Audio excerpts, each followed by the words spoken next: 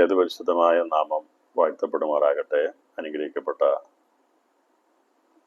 ദിവസത്തിനായ ദൈവത്തിന് സ്തോത്രം ചെയ്യുന്നു. വെളിപ്പാട് പുസ്തക പഠന പരമ്പരയുടെ 92ാമത്തെ ക്ലാസ്സിലേക്ക് 2026 ഏപ്രിൽ മാസം 20-ാം തീയതി പ്രിയപ്പെട്ട ഏവരെയും കർത്തനാമത്തിൽ വന്ദനം ചെയ്യുന്നു.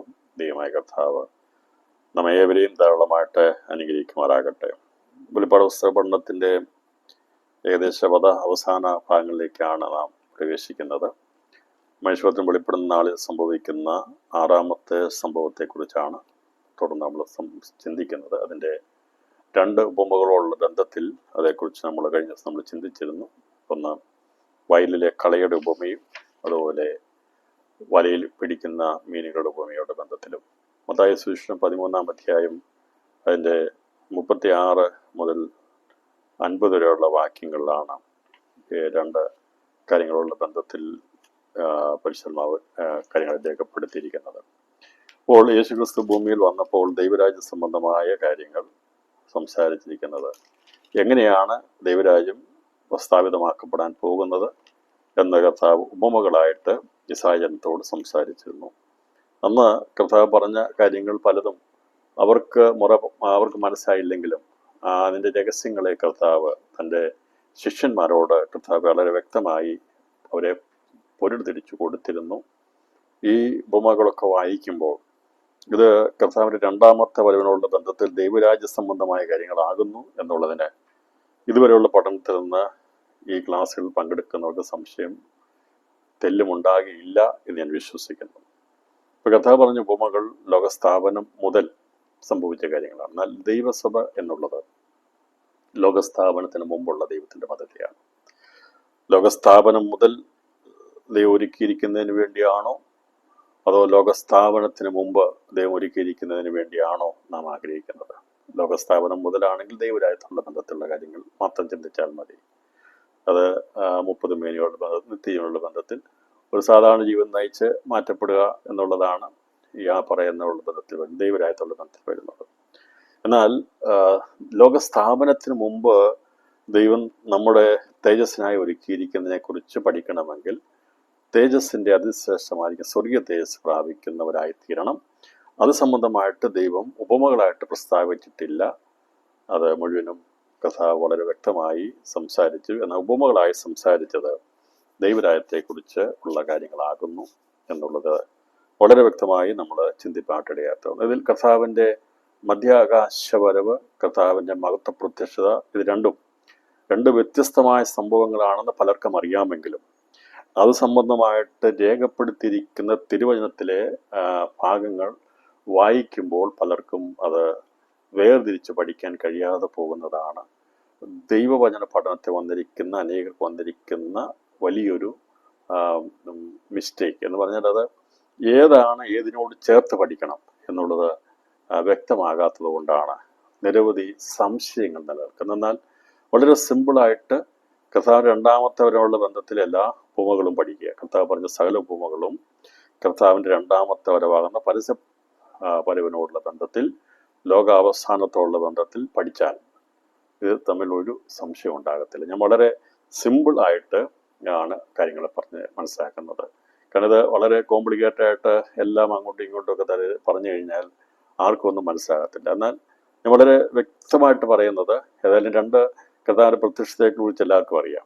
ഒന്ന് കർത്താവിൻ്റെ മധ്യാകാശ പ്രത്യക്ഷത, അതിനുശേഷമായി നടക്കുന്ന 7 വർഷം കഴിഞ്ഞ് ഏകദേശം 7 വർഷം കഴിയുമ്പോൾ നടക്കുന്ന മഹത്വ പ്രത്യക്ഷത. ഇത് രണ്ടും സംബന്ധിച്ച് നിരവധി പ്രവചനങ്ങൾ ഇവിടെ രേഖപ്പെടുത്തിയിട്ടുണ്ട്. അപ്പോൾ അത് ഏത് ബന്ധപ്പെടുത്തി പഠിക്കണം. പഴയ പുതിയ നിയമ പ്രവചനങ്ങളോട് ബന്ധത്തിലാണ് നമ്മൾ പഠിച്ചുകൊണ്ടിരിക്കുന്നത്. വളരെ എളുപ്പത്തിൽ മനസ്സിലാക്കാൻ വേണ്ടി കർത്താവിൻ്റെ 2ാമത്തെ വരവിനോടുള്ള ബന്ധത്തിലാണ് പഴയ നിയമ സങ്കീർത്തന, അതുപോലെ തന്നെ കർത്താവ് ഭൂമിയിൽ വന്നപ്പോൾ പറഞ്ഞ സുവിശേഷ സംബന്ധമായ കാര്യങ്ങൾ പറഞ്ഞിരിക്കുന്ന ഒരു 99% പ്രവചനങ്ങളും കാര്യങ്ങളും കർത്താവിൻ്റെ 2ാമത്തെ വരവിനെ കുറിച്ചാണ്. എന്നാൽ യേശു കർത്താവിൻ്റെ മധ്യാകാശ പ്രത്യക്ഷത്തിൽ എന്ത് സംഭവിക്കുമെന്ന് നമുക്കറിയാം. അന്ന് നടക്കുന്ന സംഭവം വളരെ രഹസ്യമായിരിക്കും. അത് കണ്ണിമയ്ക്കുന്നിടയിൽ അതിനുവേണ്ടി കാത്തിരിക്കുന്ന 100% തികവുള്ള വിശുദ്ധന്മാർ മാത്രം രൂപാന്തരപ്പെടും. ആ നിലവാരത്തിൽ മരിച്ചുപോയവർ മാത്രം പുനരുത്ഥാനം പ്രാപിക്കും. മറ്റാരും തന്നെ അതൊന്നും അറിയത്തില്ല. അത് സത്യമാണ്, അത് യാഥാർത്ഥ്യമാണ്. അത് ഇനി അത് കേൾക്കുന്നവരെങ്ങനെ ഏത് വിധത്തിൽ വേണമെങ്കിലും അത് നിങ്ങളുടെ ഇഷ്ടത്തിന് തന്നെ നിങ്ങൾക്ക് എടുക്കാം. എന്നാൽ സത്യം പറയാതെ മറച്ചു വയ്ക്കാൻ കഴിയാത്തതുകൊണ്ടാണത് വ്യക്തമാക്കി ഒരിക്കൽ കൂടി പറയുന്നത്. ഇത് സംഭവിക്കും. ഇതിനകത്ത് ഈ പറയുന്ന ഞാൻ ഉൾപ്പെടുമോ നിങ്ങൾ ഉൾപ്പെടുമോ എന്നുള്ളതൊക്കെ ദൈവമാണ് തീരുമാനിക്കുന്നത്. നമ്മളത് പറയുന്നു, പ്രസ്താവിക്കുന്നു, അള്ളിച്ചെയ്യുന്നു. ദൈവം പറഞ്ഞിരിക്കുന്നത് പ്രസ്താവിക്കുക, ദൈവത്തിന് ആത്മാവിൽ അത് അള്ളിച്ചെയ്യുന്നു, നമ്മൾ പ്രസ്താവിക്കുകയാണ് ചെയ്യുന്നത്. അപ്പം ഇതിനകത്ത് ഉൾപ്പെടാനുള്ള ആഗ്രഹവും താല്പര്യവും നമുക്ക് ഉണ്ടാകുകയും അതനുസരിച്ച് ജീവിതം സമർപ്പിക്കുകയും ചെയ്താൽ നമുക്ക് അന്ന് ആ രഹസ്യം എടുക്കപ്പെടും. അന്ന് ആരും അറിയത്തില്ല, മറ്റൊരു സംഭവം ഉണ്ടാകത്തില്ല, ഇവിടെ ഒരൊറ്റ മനുഷ്യൻ പോലും എന്നത് അറിയത്തില്ല. പിന്നെ കുറേ ആൾക്കാർ ഇവിടുന്ന് മിസ്സിങ് ആയി എന്നുള്ളത് മാത്രമേ അറിയത്തുള്ളൂ. എന്ന് പറഞ്ഞാൽ കുറേ ആൾക്കാരെ കാണാതായി. പ്രത്യേകിച്ച് ദൈവമക്കള് ഇങ്ങനെ അങ്ങോട്ടും ഇങ്ങോട്ടുമൊക്കെ സഞ്ചരിക്കുന്നവരായതുകൊണ്ട് അവർ വിചാരിക്കും, ഒരു ദിവസം കണ്ടില്ലെങ്കിൽ 2 ദിവസം കണ്ടില്ലെങ്കിൽ അവരൊക്കെ വിചാരിക്കും അവരെവിടെയോ മീറ്റിങ്ങിന് പോയതാ എന്നൊക്കെ വിചാരിക്കുകയുള്ളൂ. പിന്നെ കുറച്ച് കഴിയുമ്പം സ്ഥിരമായിട്ടൊരായിരിക്കുമ്പോഴത്തേന് അന്യഗ്രഹ ജീവികൾ വന്ന കുറേ ആൾക്കാരെ കൊണ്ടുപോയി എന്നുള്ള രീതിയിലേക്ക് വരും. ഇപ്പം അമേരിക്കയിലൊക്കെ അങ്ങനെ ഒരു സ്ഥലം തന്നെ വേദനിച്ചിട്ടുണ്ടെന്നാണ് പറയുന്നത്. ഈ അന്യഗ്രഹ ജീവികളെ കുറിച്ചൊക്കെ അതൊക്കെ ഒരു തെറ്റായിട്ടുള്ള കാര്യങ്ങളൊക്കെ ആയിരിക്കാം, അവരതേക്കുറിച്ചൊക്കെ പഠിക്കുകയും ചെയ്യുന്നത്. പക്ഷെ എന്തായാലും അന്നത്തെ ഫ്ലാഷ് ന്യൂസിൽ വരുന്നത് കുറേ ആൾക്കാർ ഇവിടെ പോയി എന്നുള്ളതല്ലാതെ മറ്റൊന്നും വരുന്നത്. പക്ഷെ എന്നാൽ ഇതിന് ശേഷം ഇവിടെ ശേഷിക്കുന്നവർക്കറിയാം സംഭവിച്ചത് എന്താകുന്നു എന്നുള്ളത്. ഞാൻ പറഞ്ഞല്ലോ, അത് വന്നു പോകുമ്പം കർത്താവ് വന്നു പോകുമ്പോൾ ഒരു ഒച്ച ഉണ്ടാകത്തില്ല, ഒരു ബഹളം ഉണ്ടാകത്തില്ല, കതവ് തുറക്കത്തില്ല, ശബ്ദം ഉണ്ടാകത്തില്ല, കല്ലുകൾ തുറക്കുക എന്ന് പറഞ്ഞാൽ ഭയങ്കര സ്ഫോടനം ഉണ്ടാകത്തില്ല, ഒന്നും അറിയത്തില്ല. അത് ഒരു മനുഷ്യൻ പോലും അറിയാതെ രഹസ്യത്തിൽ ആ കാര്യം നടന്നെടുക്കും. നിങ്ങൾ വിചാരിക്കരുത് കർത്താവ് വരുമ്പോഴത്തേന് ഭയങ്കര ഭൂകമ്പം ഉണ്ടാകും, അല്ലെങ്കിൽ അതിൽ തന്നെ ഇടിമുഴക്കം ഉണ്ടാകും, മിന്നലുണ്ടാകും. കർത്താവ് രഹസ്യം ഇതൊന്നും സംഭവിക്കത്തില്ല. കാഹളം ധ്വനിക്കും, അത് കേൾക്കേണ്ടവർ മാത്രം കേൾക്കും. ഇപ്പം നിങ്ങൾക്ക് സംശയം ഉണ്ടാകും, ചോദിക്കും, അങ്ങനെയാണെങ്കിൽ ഈ കാഹളം ധ്വനിക്കുന്ന അത് നമ്മൾ മാത്രമേ കേൾക്കുക, അത് അവർ മാത്രമേ ബാക്കിയുള്ള കേൾക്കത്തില്ല. നിങ്ങൾക്ക് അതിന് തെളിവാണ്, യേശു കർത്താവ് ജനിച്ചപ്പോൾ സ്വർഗീയ സൈന്യം ഒരു പാട്ട് പാടി. അവര് നല്ല രീതിയിൽ പാടിയപ്പോൾ ഇതൊക്കെ അവിടെ അനേക ആട്ടിടയന്മാരുള്ളൂ, അവർ ആരും കേട്ടില്ല, പക്ഷെ കേൾക്കേണ്ടത് മാത്രമേ കേട്ടുള്ളൂ. അന്ന് യേശുവിൻ്റെ ജന്മത്തെങ്കിൽ സ്വർഗീയ ദൂതഗണങ്ങൾ പാടിയ ആ പാട്ട്, അവർ ദൂതന്മാർ പാടിയ പാട്ട്, അത് അന്ന് അവിടെ അത് കേൾക്കേണ്ടവ ആട്ടിടയന്മാർ മാത്രം, ബാക്കിയുള്ള ഒറ്റ മനുഷ്യൻ കേട്ടില്ല. അത് പറഞ്ഞതുപോലെ കർത്താവിൻ്റെ വരവെങ്കിൽ മധ്യാകാശ വരവ് നടക്കുന്ന കാക്കണം, അത് കേൾക്കേണ്ട ചെവി മാത്രമേ, അതുകൊണ്ട് കർത്താവിനെ കേൾപ്പാൻ ചെവിയുള്ള കേൾക്കട്ടെന്ന് പറഞ്ഞിരിക്കുന്നത്. അപ്പം ഇന്ന് കർത്താവിൻ്റെ വചനത്തെ കേൾപ്പാൻ ചെവിയുള്ളവർക്ക് മാത്രമേ സഭയുള്ള ബന്ധത്തിൽ പറയുമ്പോൾ അന്ന് ആ ശബ്ദം കേൾക്കുവാൻ കഴിയത്തുള്ളൂ. കർത്താവ് രണ്ടാമത്തെ വരവിനെ കുറിച്ച് പറഞ്ഞപ്പോൾ കേൾപ്പാൻ ചെവിയുള്ള കേൾക്കട്ടെന്ന് പറഞ്ഞതിൻ്റെ അർത്ഥം, ഈ വചനം കേട്ടാലേ ദൂതന്മാർ കാഹളമായിട്ട് വരുമ്പോൾ ബ്രതന്മാർ ചേർക്കുമ്പോൾ അന്ന് അവർക്ക് കേൾക്കാൻ പറ്റത്തുള്ളൂ. അപ്പം ഇതൊക്കെ കർത്താവ് പറഞ്ഞിരിക്കുന്നത്, ഇന്ന് നമ്മുടെ ചെവി ദൈവവചനത്തിന് വേണ്ടി നാം വിട്ടുകൊടുത്തിട്ടുണ്ടെങ്കിൽ, കേൾക്കുന്നവരാണെങ്കിൽ, ഈ കാഹളമൊക്കെ ധനിക്കുമ്പോൾ അതതിൻ്റെ സമയത്ത് കേൾക്കാണ്ട് സാധിക്കും. ഇന്ന് കേൾക്കുന്നില്ലെങ്കിൽ വിചാരിച്ചാൽ മതി, അന്നും കേൾക്കത്തില്ല. അവിടെ മരിച്ചു പോയാലും കേൾക്കും, രൂപാന്തരപ്പെടും, നമ്മൾ പുനരുത്ഥാനം പ്രാപിക്കും, ജീവനോടുന്ന നമ്മൾ രൂപാന്തരപ്പെടും, എടുക്കപ്പെടും. അതല്ലാതെ മറ്റൊരു സംഭവം ഞാൻ പറഞ്ഞല്ലോ, കുറേ ആൾക്കാർ ഇവിടെ നിന്ന് മിസ്സാകും എന്നുള്ളല്ലാതെ മറ്റ് യാതൊരുവിധമായ മാറ്റങ്ങളും പ്രകൃതിക്കോ മനുഷ്യടിയിലോ ഉണ്ടാകത്തില്ല. അതിനെയാണ് രഹസ്യ വരവ് എന്ന് പറഞ്ഞിരിക്കുന്നത്. രണ്ടാമത്തെ വരവ് അങ്ങനെയല്ല. രണ്ടാമത്തെ വരവ് പരസ്യപ്പെടുത്തിയാണ് വരുന്നത്. മഹത്വ പ്രത്യക്ഷത രണ്ടാമത്തത് കർത്താവ് പരസ്യപ്പെടുത്തും. അവൻ്റെ തേജസ് വിളങ്ങും, ശബ്ദം കേൾക്കും. അന്ന് എല്ലാവരും ഭയപ്പെടും, വലിയ കരച്ചിലുണ്ടാകും, പ്രലപിക്കും എന്ന് പറയുന്നത്. അവർ സായൽ കുത്തിയെങ്കിലേക്ക് നോക്കും, സകല ജാതികൾക്കും പ്രലാപം ഉണ്ടാകും. അതിനുമുമ്പായി ദൈവമൃതന്മാരെ ചേർക്കെന്ന് പറഞ്ഞാൽ വളരെ അധികമായിട്ടുള്ള സംഭ്രമം ജനിക്കുന്ന ഒരു ദിവസമാണ് കർത്താവിൻ്റെ രണ്ടാമത്തെ വരവ്. എന്നാൽ കർത്താവിൻ്റെ മധ്യാകാശ വരവിൽ സംഭവം ഉണ്ടാകത്തില്ല, ആരും അറിയത്തില്ല. ഞൊടിയടയ്ക്കുള്ളിൽ സംഭവിക്കുന്നത് പറഞ്ഞാൽ ഒരു കൈ ഞൊടിക്കുന്നതിനിടയിൽ, കണ്ണ് അടച്ചു തുറക്കുന്നതിന് മുമ്പ് നടക്കുന്ന സംഭവമാണ്. നമ്മുടെ ശരീരം മുകളിലോട്ട് പോകാനായിട്ട് സജ്ജമായോ? നമുക്കറിയാമല്ലോ, പേടകമൊക്കെ കൊണ്ടതിനെ കുറിച്ച് കഴിഞ്ഞ ദിവസം ഞാൻ നമ്മൾ ചിന്തിച്ചായിരുന്നല്ലോ അല്ലേ. ചന്ദ്രനിൽ പോയി തിരിച്ചു വന്ന പേടകം, അവർ പോകാനുള്ള റോക്കറ്റ് കാര്യങ്ങൾ, അത് പോയത് തിരിച്ചു വന്നതൊക്കെ നമ്മൾ കണ്ടതാണ്. 2700 ഡിഗ്രി സെൻറ്റിഗ്രേഡൊക്കെ തരണം ചെയ്യാനുള്ള പേടകത്തിലാണ് അവർ പോയത്. പക്ഷെ നമ്മളെ കർത്താവ് കൊണ്ടുപോകുമ്പോൾ ഇങ്ങനെ ഞൊടിയിടയ്ക്കുള്ളിൽ ഇതെല്ലാം നമ്മളെ രൂപാന്തരം വരും. അങ്ങനെ അത്രമാത്രം വരുത്തി നമ്മെ കൊണ്ടുപോകാൻ കഴിവുള്ളതാണ്. അപ്പം അതുകൊണ്ട് ഒരുങ്ങി നമുക്ക് അതിനുവേണ്ടി സൂട്ട്കേസൊക്കെ പിടിച്ചുകൊണ്ടിരിക്കുകയൊന്നും വേണ്ട. ഞാൻ കർത്താവിന് പോവുകയെന്ന് പറഞ്ഞുകൊണ്ട് ഒന്നും ഇവിടെ രേഖകളൊന്നും പിടിക്കാനൊന്നുമില്ല, ഒരു രേഖയുമില്ല. അത് വിശുദ്ധന്മാർക്ക് വേണ്ടി ദൈവം തന്നിരിക്കുന്ന, ഹൃദയത്തിൽ ദൈവം രേഖപ്പെടുത്തിയിരിക്കുന്ന പരിശുദ്ധാത്മാവിൻ്റെ മുദ്രയാണ്. അതാണ് നമ്മുടെ കരുതൽ. അത് നഷ്ടപ്പെട്ടു പോകാതെ, മാഞ്ഞു പോകാതെ സൂക്ഷിക്കണം. വേറെ ഒരു രേഖകളും പിടിച്ചുകൊണ്ടിരിക്കേണ്ട.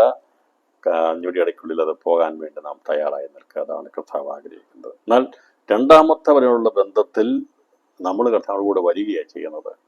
വിശുദ്ധന്മാരുടെ കൂടി വരുന്നതാണ് സംഭവം.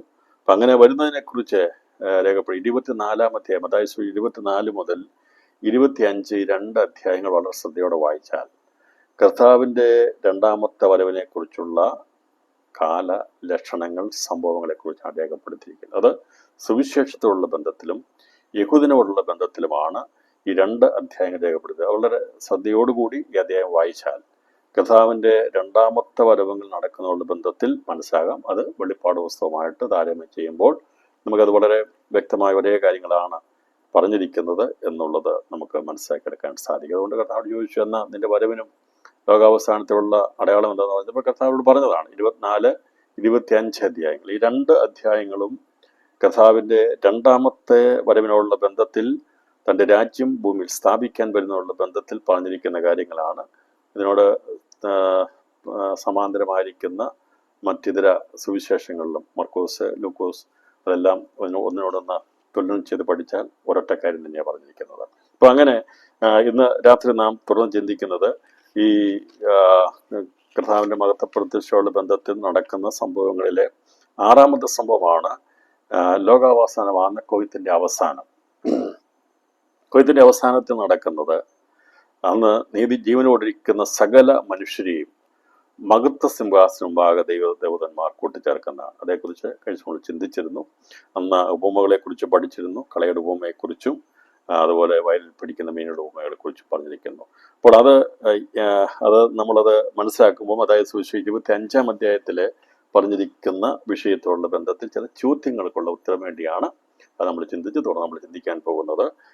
അന്ന് അവിടെ കൂടി വരുന്നവരെ മഹത്വ സിംഹാസനം മുമ്പ് സകലജാതികളെയും ദൂതന്മാർ കൂട്ടിച്ചേർക്കുന്നതിനുള്ള ബന്ധത്തിൽ രേഖപ്പെടുത്തിയിരിക്കുന്ന ഭാഗത്തെക്കുറിച്ചും തുടർന്ന് നമ്മൾ ചിന്തിക്കുന്നത് അന്ന് നടക്കുന്ന അവരുടെ ന്യായവിധിയെക്കുറിച്ചുമാണ് നാം ചിന്തിക്കുന്നത്. ഇതിൽ മനുഷ്യപുത്രൻ തൻ്റെ ഈ 31 തേജസ്സോടെ സർവവിശുദ്ധന്മാരുമായി വരുമ്പോൾ അവൻ തൻ്റെ തേജസ് സിംഹാസനത്തിലിരിക്കും, സകല ജാതികളെയും അവൻ്റെ മുമ്പിൽ കൂട്ടും.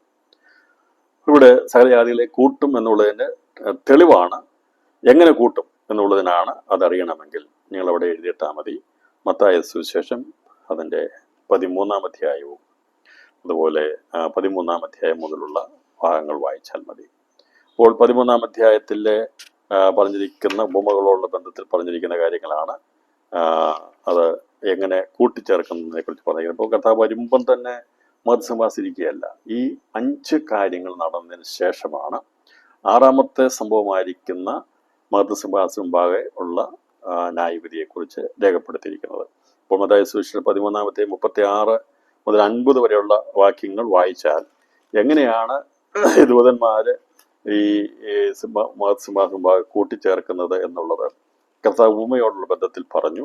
പക്ഷെ എന്നാൽ 25-ാം അധ്യായത്തിൽ കർത്താവ് അത് നേരത്തെ പറഞ്ഞിരിക്കുന്നതുകൊണ്ടാണ് മഹത്വസിംഹാസനം ഇരിക്കുമ്പോൾ അവൻ ന്യായവിധിയെക്കുറിച്ചും പിന്നെ മഹത്വസിംഹാസനയുടെ വളരെ അവരെ തിരിച്ചേർക്കും. ഞാൻ ഭാഗത്ത് വായിക്കാം.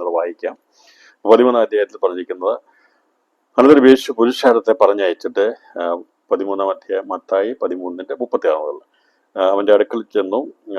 പുരുഷാരത്തെ പറഞ്ഞയച്ച് വീട്ടിൽ വന്നു. ശിഷ്യന്മാർ അവൻ്റെ അടുക്കൽ ചെന്നു. വയലിലെ കളയുടെ ഉപമ തെളിയിച്ചേരണമെന്ന് അപേക്ഷിച്ചു. അതിന് ഉത്തരം പറഞ്ഞത്, നല്ല വിത്ത് വിതയ്ക്കുന്നവൻ മനുഷ്യപുത്രൻ.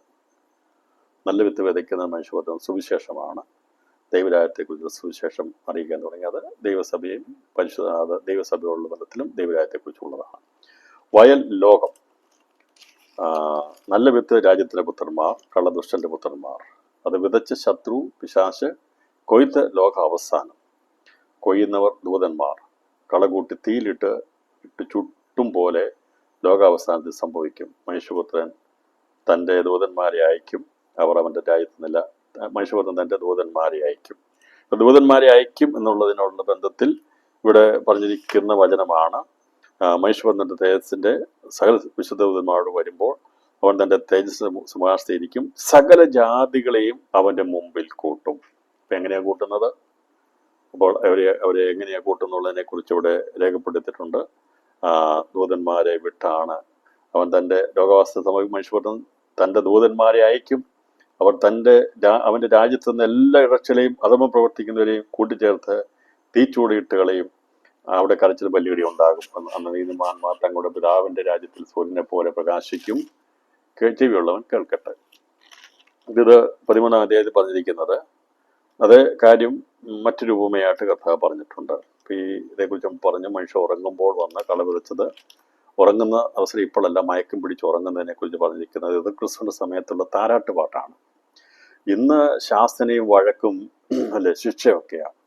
പക്ഷെ അന്ന് എതിർക്രിസ്തു സമയത്ത് അവൻ താരാട്ട് പാടി ഉറക്കുന്നവനാണ്. നല്ല രീതിയിൽ സംസാരിച്ച് വളരെ കാര്യങ്ങളൊക്കെ പറഞ്ഞ് മനുഷ്യന് ഒരിക്കലും മാനസാന്തരം ഉണ്ടാകുന്ന രീതിയിൽ സംസാരിക്കത്തില്ല. എല്ലാവർക്കും കേൾക്കാൻ സന്തോഷമായിരിക്കും. പലരുടെയും മീറ്റിങ്ങുകളൊക്കെ അനേക കോടികളൊക്കെ വന്ന് ഭയങ്കര സന്തോഷിക്കാൻ കാണത്തില്ലേ?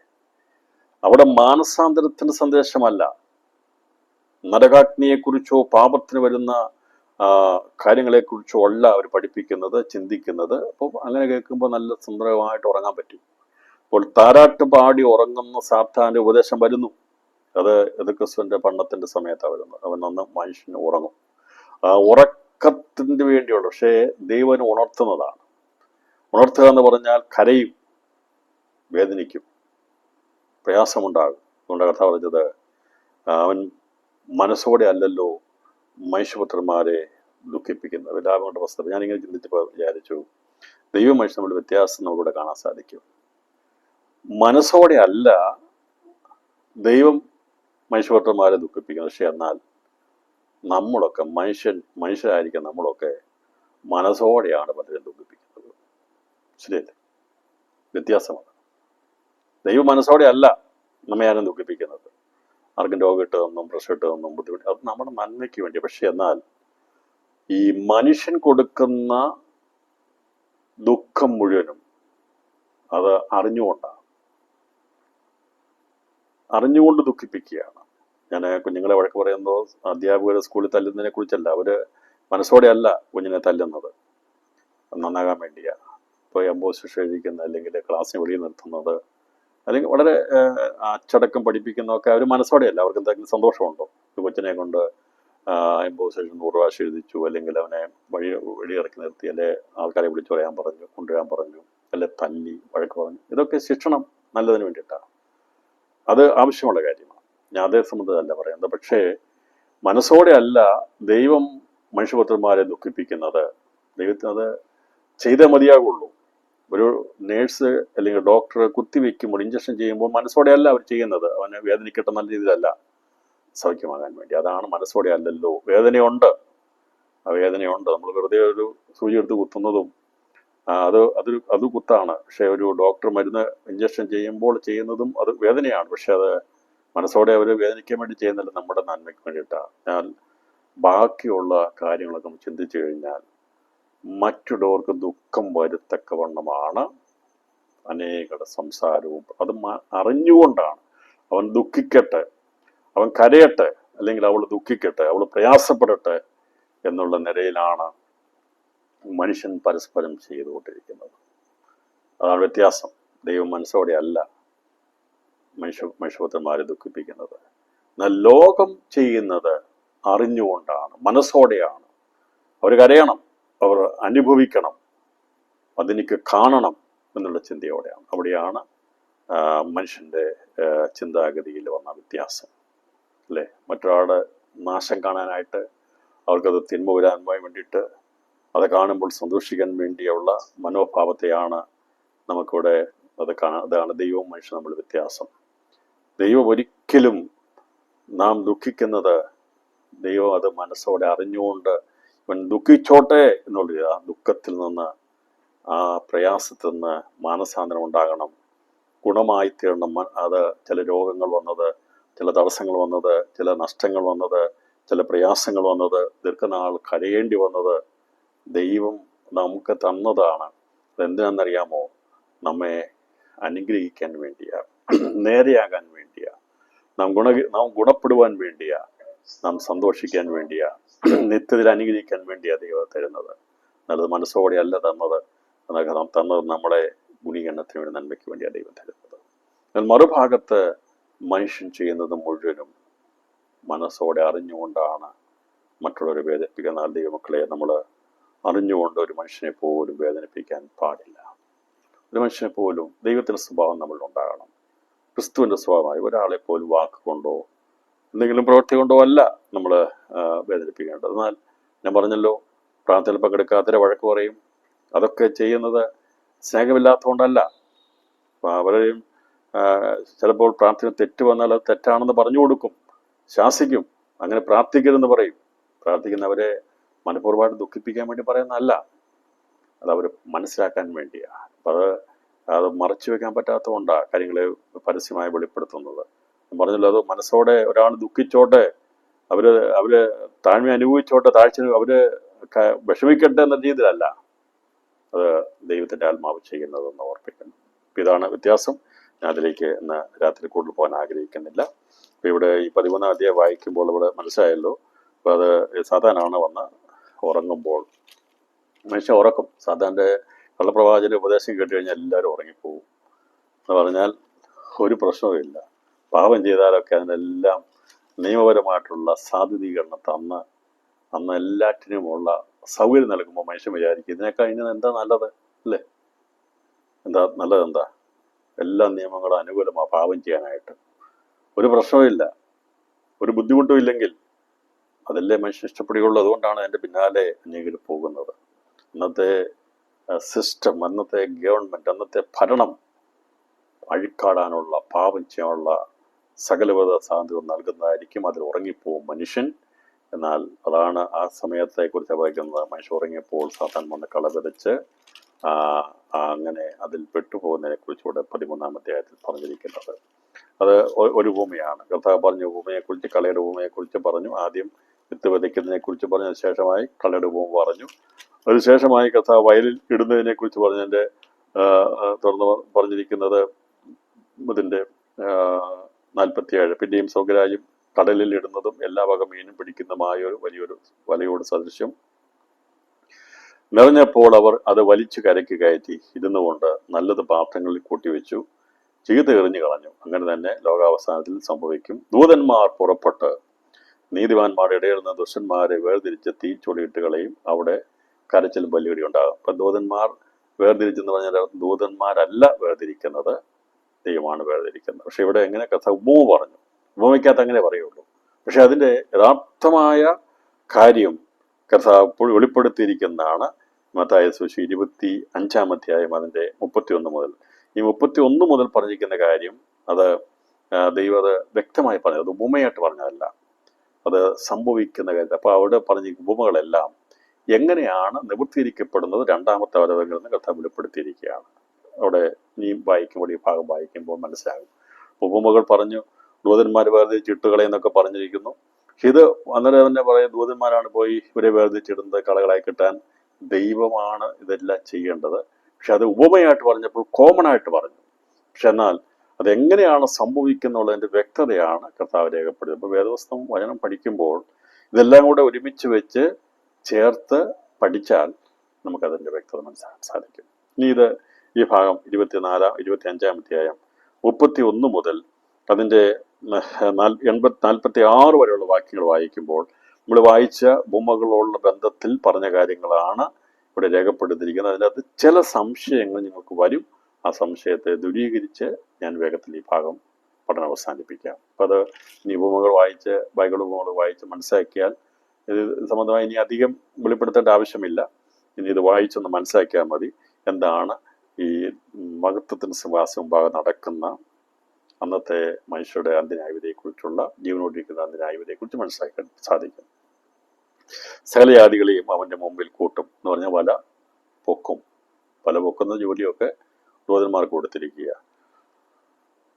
അവൻ അവരെ ഇടയൻ ചെമ്മരിയാട് ചെമ്മരിയാടുകളെയും കോലാടുകളെയും തമ്മിൽ വേർതിരിക്കുന്നവർ വേർതിരിച്ച്. ഇപ്പം ആരാണ് വേർതിരിക്കുന്നത്? അവിടെ ദൂതൻ വേർതിരിച്ച് ഇട്ടെഴുന്നാണ് ഞാൻ പഠിക്കുന്നത്. അവിടെ അങ്ങനെ ദൂതന്മാരല്ല, ദൂതന്മാരും ഉണ്ട്, നരകാഗ്നി തള്ളിക്കളയും. പക്ഷെ അത് വേർതിരിക്കുന്നത് കർത്താവാണ്. അതുകൊണ്ടാണ് ഇവിടെ വളരെ വ്യക്തമായി പറയുന്നത്, ഇടയൻ ചെമ്മരിയാടുകളെയും കോലാടുകളെയും തമ്മിൽ വേർതിരിക്കുന്ന പോലെ വേർതിരിച്ച്. ഇന്ന് നല്ല ഇടയൻ വന്നിരിക്കുന്നത് എല്ലാവരെയും തീറ്റിപ്പോറ്റാൻ വേണ്ടിയാണ് വന്നിരിക്കുന്നത്. എല്ലാവർക്കും രക്ഷ പ്രദാനം ചെയ്യുന്ന സകല ജാതികൾക്കും ദൈവം രക്ഷകനായി കർത്താവ് വന്നിരിക്കുന്നു. അതിനകത്ത് ഒരു മനുഷ്യനെ പോലും ദൈവം മാറ്റി നിർത്തിയിട്ടില്ല. ഒരുപക്ഷെ നമുക്കൊക്കെ പല രീതിയിലുള്ള വേർതിരിവുകളും മാറ്റങ്ങളും പലരെയും മാറ്റി നിർത്താറൊക്കെ ഉണ്ടായിരിക്കാം. സമൂഹത്തിൽ അങ്ങനെ പല രീതിയിലുള്ള നിലവാരങ്ങളുണ്ടായിരിക്കും. അതൊക്കെ വേണം. ഞാൻ പറഞ്ഞല്ലോ, ബഹുമാനിക്കപ്പെടേണ്ടവരുണ്ട്, ആദരിക്കപ്പെടേണ്ടവരുണ്ട്. അതൊക്കെ ദൈവം ഓരോരുത്തരെ കൊണ്ടിരിക്കുന്ന കഴിവനുസരിച്ചാണ് ആദരിക്കപ്പെടുന്നത്. ഒരാൾക്ക് കഴിവുണ്ട്, അധികാരമുണ്ട് എന്നതുകൊണ്ട് ഒരിക്കലും അത് എൻ്റെ സ്വതസിദ്ധമായ കഴിവിൽ നിന്ന് കിട്ടിയെന്ന് വിചാരിക്കരുത്. അത് ദൈവം കൊടുത്ത ദാനമാണ്. ആരെങ്കിലുമൊക്കെ വേണ്ടേ ഭരിക്കാൻ, ആരെങ്കിലുമൊക്കെ വേണ്ടേ വാഹനം ഓടിക്കാൻ, ആരെങ്കിലുമൊക്കെ വേണ്ടേ പ്ലെയിൻ പറത്താൻ, ആരെങ്കിലുമൊക്കെ വേണ്ടേ വീട് പണിയാൻ, ആരെങ്കിലുമൊക്കെ വേണ്ടേ ആശുപത്രിയിൽ ജോലി ചെയ്യാൻ, ആരെങ്കിലുമൊക്കെ വേണ്ടേ. എല്ലാത്തിനും എല്ലാവരും വേണമല്ലോ. ഓരോരുത്തർക്കും ഓരോ പദ്ധതികളെ, ഓരോ ജോലികളെ ദൈവം തന്നിരിക്കുമ്പോൾ അത് വലുതാകാം ചെറുതാകാം, അതേക്കുറിച്ച് ഓർത്ത് നാം ഒരിക്കലും തരംതിരിക്കേണ്ട ആവശ്യമില്ല. അത് ആരുടെയും കഴിവുമല്ല, ദൈവം തന്ന കഴിവാണ്. എന്തെങ്കിലും കഴിവുണ്ടെങ്കിൽ നമ്മൾ ആരെങ്കിലും വാങ്ങിച്ചു വെച്ചതൊന്നും അല്ലല്ലോ, കൊണ്ടുവന്നൊന്നും അല്ലല്ലോ. എല്ലാം ദൈവം തന്നല്ലേ ഉള്ളൂ. നമ്മളെ പറയുന്ന ആർക്കും പ്രശംസിപ്പാനൊന്നുമില്ല. അധികാരമുണ്ടെങ്കിൽ അഹങ്കരിക്കരുത്. അത് എന്തെങ്കിലും സ്ഥാനമഹിമകളോ കാര്യങ്ങളോ ഉണ്ടെങ്കിൽ പ്രസംഗിക്കാൻ കഴിയുമെങ്കിൽ, പാടാൻ കഴിയുമെങ്കിൽ, പഠിപ്പിക്കാൻ കഴിയുമെങ്കിൽ, ചിന്തിക്കാൻ കഴിയുമെങ്കിൽ, എഴുതാൻ കഴിയുമെങ്കിൽ ഒന്നും അഹങ്കരിക്കരുത്. ദൈവം തന്നിരിക്കുന്ന കൃപയാണ്. അത് അതിൻ്റെ രീതിയിൽ ചെയ്യുമ്പോൾ നാം ആദരിക്കപ്പെടും, മാനിക്കപ്പെടും. പക്ഷേ അപ്പോഴെല്ലാം ദൈവത്തിന് മഹത്വം കരയറ്റാൻ മറന്നു പോകരുത്. നാം ആദരിക്കപ്പെടുമ്പോൾ, മാനിക്കപ്പെടുമ്പോൾ ദൈവത്തിന് കോടാനുകോടി സ്തോത്രങ്ങൾ അർപ്പിച്ചുകൊള്ളണം. ദൈവം നമ്മളെ ആദരിക്കുന്നതിന് ദൈവത്തിന് സ്തോത്രം ചെയ്യണം. ഇനി നമ്മൾ ഒരുപക്ഷെ ആദരിക്കപ്പെടാത്ത, ആരും അറിയാത്ത, ഒറ്റപ്പെട്ട, ഒരുപക്ഷെ ആഹാരത്തിന് പോലും വകയില്ലാത്ത, വസ്ത്രമില്ലാത്ത, വളരെ കഷ്ടത്തിലാണ് കടന്നു പോകുന്ന എല്ലാ ദരിദ്രനായിരിക്കുന്ന ലാസറിനെ പോലെ ആണെങ്കിലും അവിടെയും ദൈവം അവനെക്കുറിച്ചും കണ്ടിരിക്കുന്നത് ദൈവോദ്ദേശമാണ്. അതുകൊണ്ട് ഇവിടെ വേർതിരിവുകൾ മനുഷ്യനുണ്ടാക്കുമെന്നാൽ ദൈവം അവസാനം വേർതിരിക്കും. അതാണ് യഥാർത്ഥമായ വേർതിരിവ്. അപ്പോൾ ഇവിടെ ഈ പറയുന്ന ദൈവം വേർതിരിച്ച് നമ്മെ കൊള്ളരാറ്റായി മാറ്റി നിർത്തിയാൽ അത് ഫൈനലാണ്. അവിടെ പിന്നെ ഒരു റെക്കമെൻഡേഷനും ഇല്ല, ഒന്നുമില്ല. ദൈവം മോശക്കാരാണ് നമ്മൾ എന്ന് പറഞ്ഞ് ദൈവം വേർതിരിച്ചാൽ പിന്നെ അതിനപ്പുറം ഒരു അപ്പീലില്ല. ഉണ്ടോ? ഇല്ല, തീർന്നു. എന്നാൽ ദൈവം നമ്മളെ കൊള്ളാവുന്നവരാണെന്ന് പറഞ്ഞ് നമ്മൾ ഇവിടെ ഇതിനുള്ള ബന്ധത്തിലല്ല ഞാൻ പറയുന്നത്. കർത്താവിൻ്റെ വരവെങ്കിൽ ദൈവം നമ്മളെ എടുത്താൽ അതിനേക്കാൾ വലുതായിട്ടുള്ള ഉയർച്ചയില്ല. ദൈവം നമ്മളെ ആ സമയത്ത് എടുത്തില്ലെങ്കിൽ വിചാരിച്ചാൽ മതി നമ്മളതിന് യോഗ്യരായിട്ടില്ല എന്നുള്ളത്. ഇവിടെ പറഞ്ഞിരിക്കുന്ന കർത്താവിനെ വേർതിരിക്കുകയാണ്. വേർതിരിച്ചിട്ട് അന്ന് ജീവനോടിരിക്കുന്ന സകല മനുഷ്യയാണ് കൂട്ടിവരുത്തുന്നത്. ദൂതന്മാർ പോയി കൂട്ടിവരുത്തും. അന്ന് കല്ലറയൊന്നും തുറന്നു ഒരുത്തരെയും പോലും കൊണ്ടുവരുത്തില്ല. ഒറ്റ കല്ലറ പോലും കർത്താവിൻ്റെ രണ്ടാമത്തെ വരവെങ്കിൽ തുറക്കപ്പെടുകയില്ല. അതിനെ തുറക്കപ്പെടുമെന്ന് കാണിക്കുന്ന ഏതെങ്കിലും ഒരു വചനം ആർക്കെങ്കിലും എടുത്ത് കാണിക്കാൻ സാധിക്കുമെങ്കിൽ അത് ഞാനതിനെ സ്വാഗതം ചെയ്യുന്നു. കർത്താവിൻ്റെ രണ്ടാമത്തെ വരവെങ്കിൽ കല്ലറകൾ തുറക്കും, അന്ന് പുനരുത്ഥാനം ഉണ്ടാകും എന്ന് തെളിയിക്കാൻ പറ്റിയതായ ഏതെങ്കിലും ഒരു വചനം ഈ 66 പുസ്തകങ്ങൾ വായിച്ചിട്ട് ആർക്കെങ്കിലും വെളിപ്പെടുത്താൻ സാധിക്കുമെങ്കിൽ ദയവായിട്ട് ഞാനതിനെ സ്വാഗതം ചെയ്യുക. നിങ്ങൾക്കാർക്കും തന്നെ കർത്താവിൻ്റെ രണ്ടാമത്തെ വരവെങ്കിൽ പുനരുത്ഥാനം ഉണ്ടാകും എന്ന് പഠിപ്പിക്കുവാൻ കഴിയത്തില്ല എന്നുള്ളതിൻ്റെ വചനപരമായ തെളിവ് ഞാൻ ഒരിക്കൽ പറഞ്ഞിരുന്നു. ആ ഒരൊറ്റ വചനത്തെ ബേസ് ചെയ്ത് ഇന്ന് രാത്രി ഒരിക്കൽ കൂടി ഞാൻ ഇത് ആവർത്തിക്കുന്നു. കാരണം അങ്ങനെയുള്ള സംശയം ഉണ്ടായി അനേക കോടിക്കണക്കിന് ആൾക്കാരാണ് തെറ്റായ ചിന്താഗതിയിൽ പോയിരിക്കുന്നത്. എന്നാൽ ദൈവമക്കൾക്ക് അങ്ങനെ സംശയം ഉണ്ടാകാൻ പാടില്ല. ഇന്ന് രാത്രി ഞാനത് പറഞ്ഞപ്പോൾ പിന്നെയും ഞാൻ അന്ന് പറഞ്ഞെങ്കിലും നിങ്ങൾക്കത് മനസ്സിലായെങ്കിലും ഇപ്പോൾ നിങ്ങൾക്ക് ചില സംശയങ്ങൾ ജനിച്ചിട്ടുണ്ട്. എനിക്കറിയാം അത് ശരിയാണോ എന്നുള്ള ചിന്താഗതി പലരുടെയും മനസ്സിൽ വന്നിട്ടുണ്ട്. എന്നിട്ടില്ലേ? ഉണ്ട്. ഈ പറയുന്നത് ശരിയാണ്. കാരണം ഇത് കണ്ടും കേട്ടും പഠിച്ചും കേട്ടും പോകുന്ന കാര്യങ്ങൾക്ക് അത് അത് വേരോടെ അങ്ങ് പറഞ്ഞു പോകാൻ ഇച്ചിരി ബുദ്ധിമുട്ടുണ്ടെന്ന് എനിക്കറിയാം. അതുകൊണ്ടാണ് ആവർത്തിക്കുന്നത് കേട്ടോ. ഞാൻ ഒന്നുകൂടെ ചോദിക്കട്ടെ, ആർക്കെങ്കിലും വെളിപ്പെടുത്താൻ സാധിക്കുമോ? കർത്താവിൻ്റെ രണ്ടാമത്തെ വരവാകുന്ന മഹത്വ പ്രത്യക്ഷതയിൽ അന്ന് പുനരുത്ഥാനം നടക്കത്തില്ല, രൂപാന്തരം നടക്കത്തില്ല.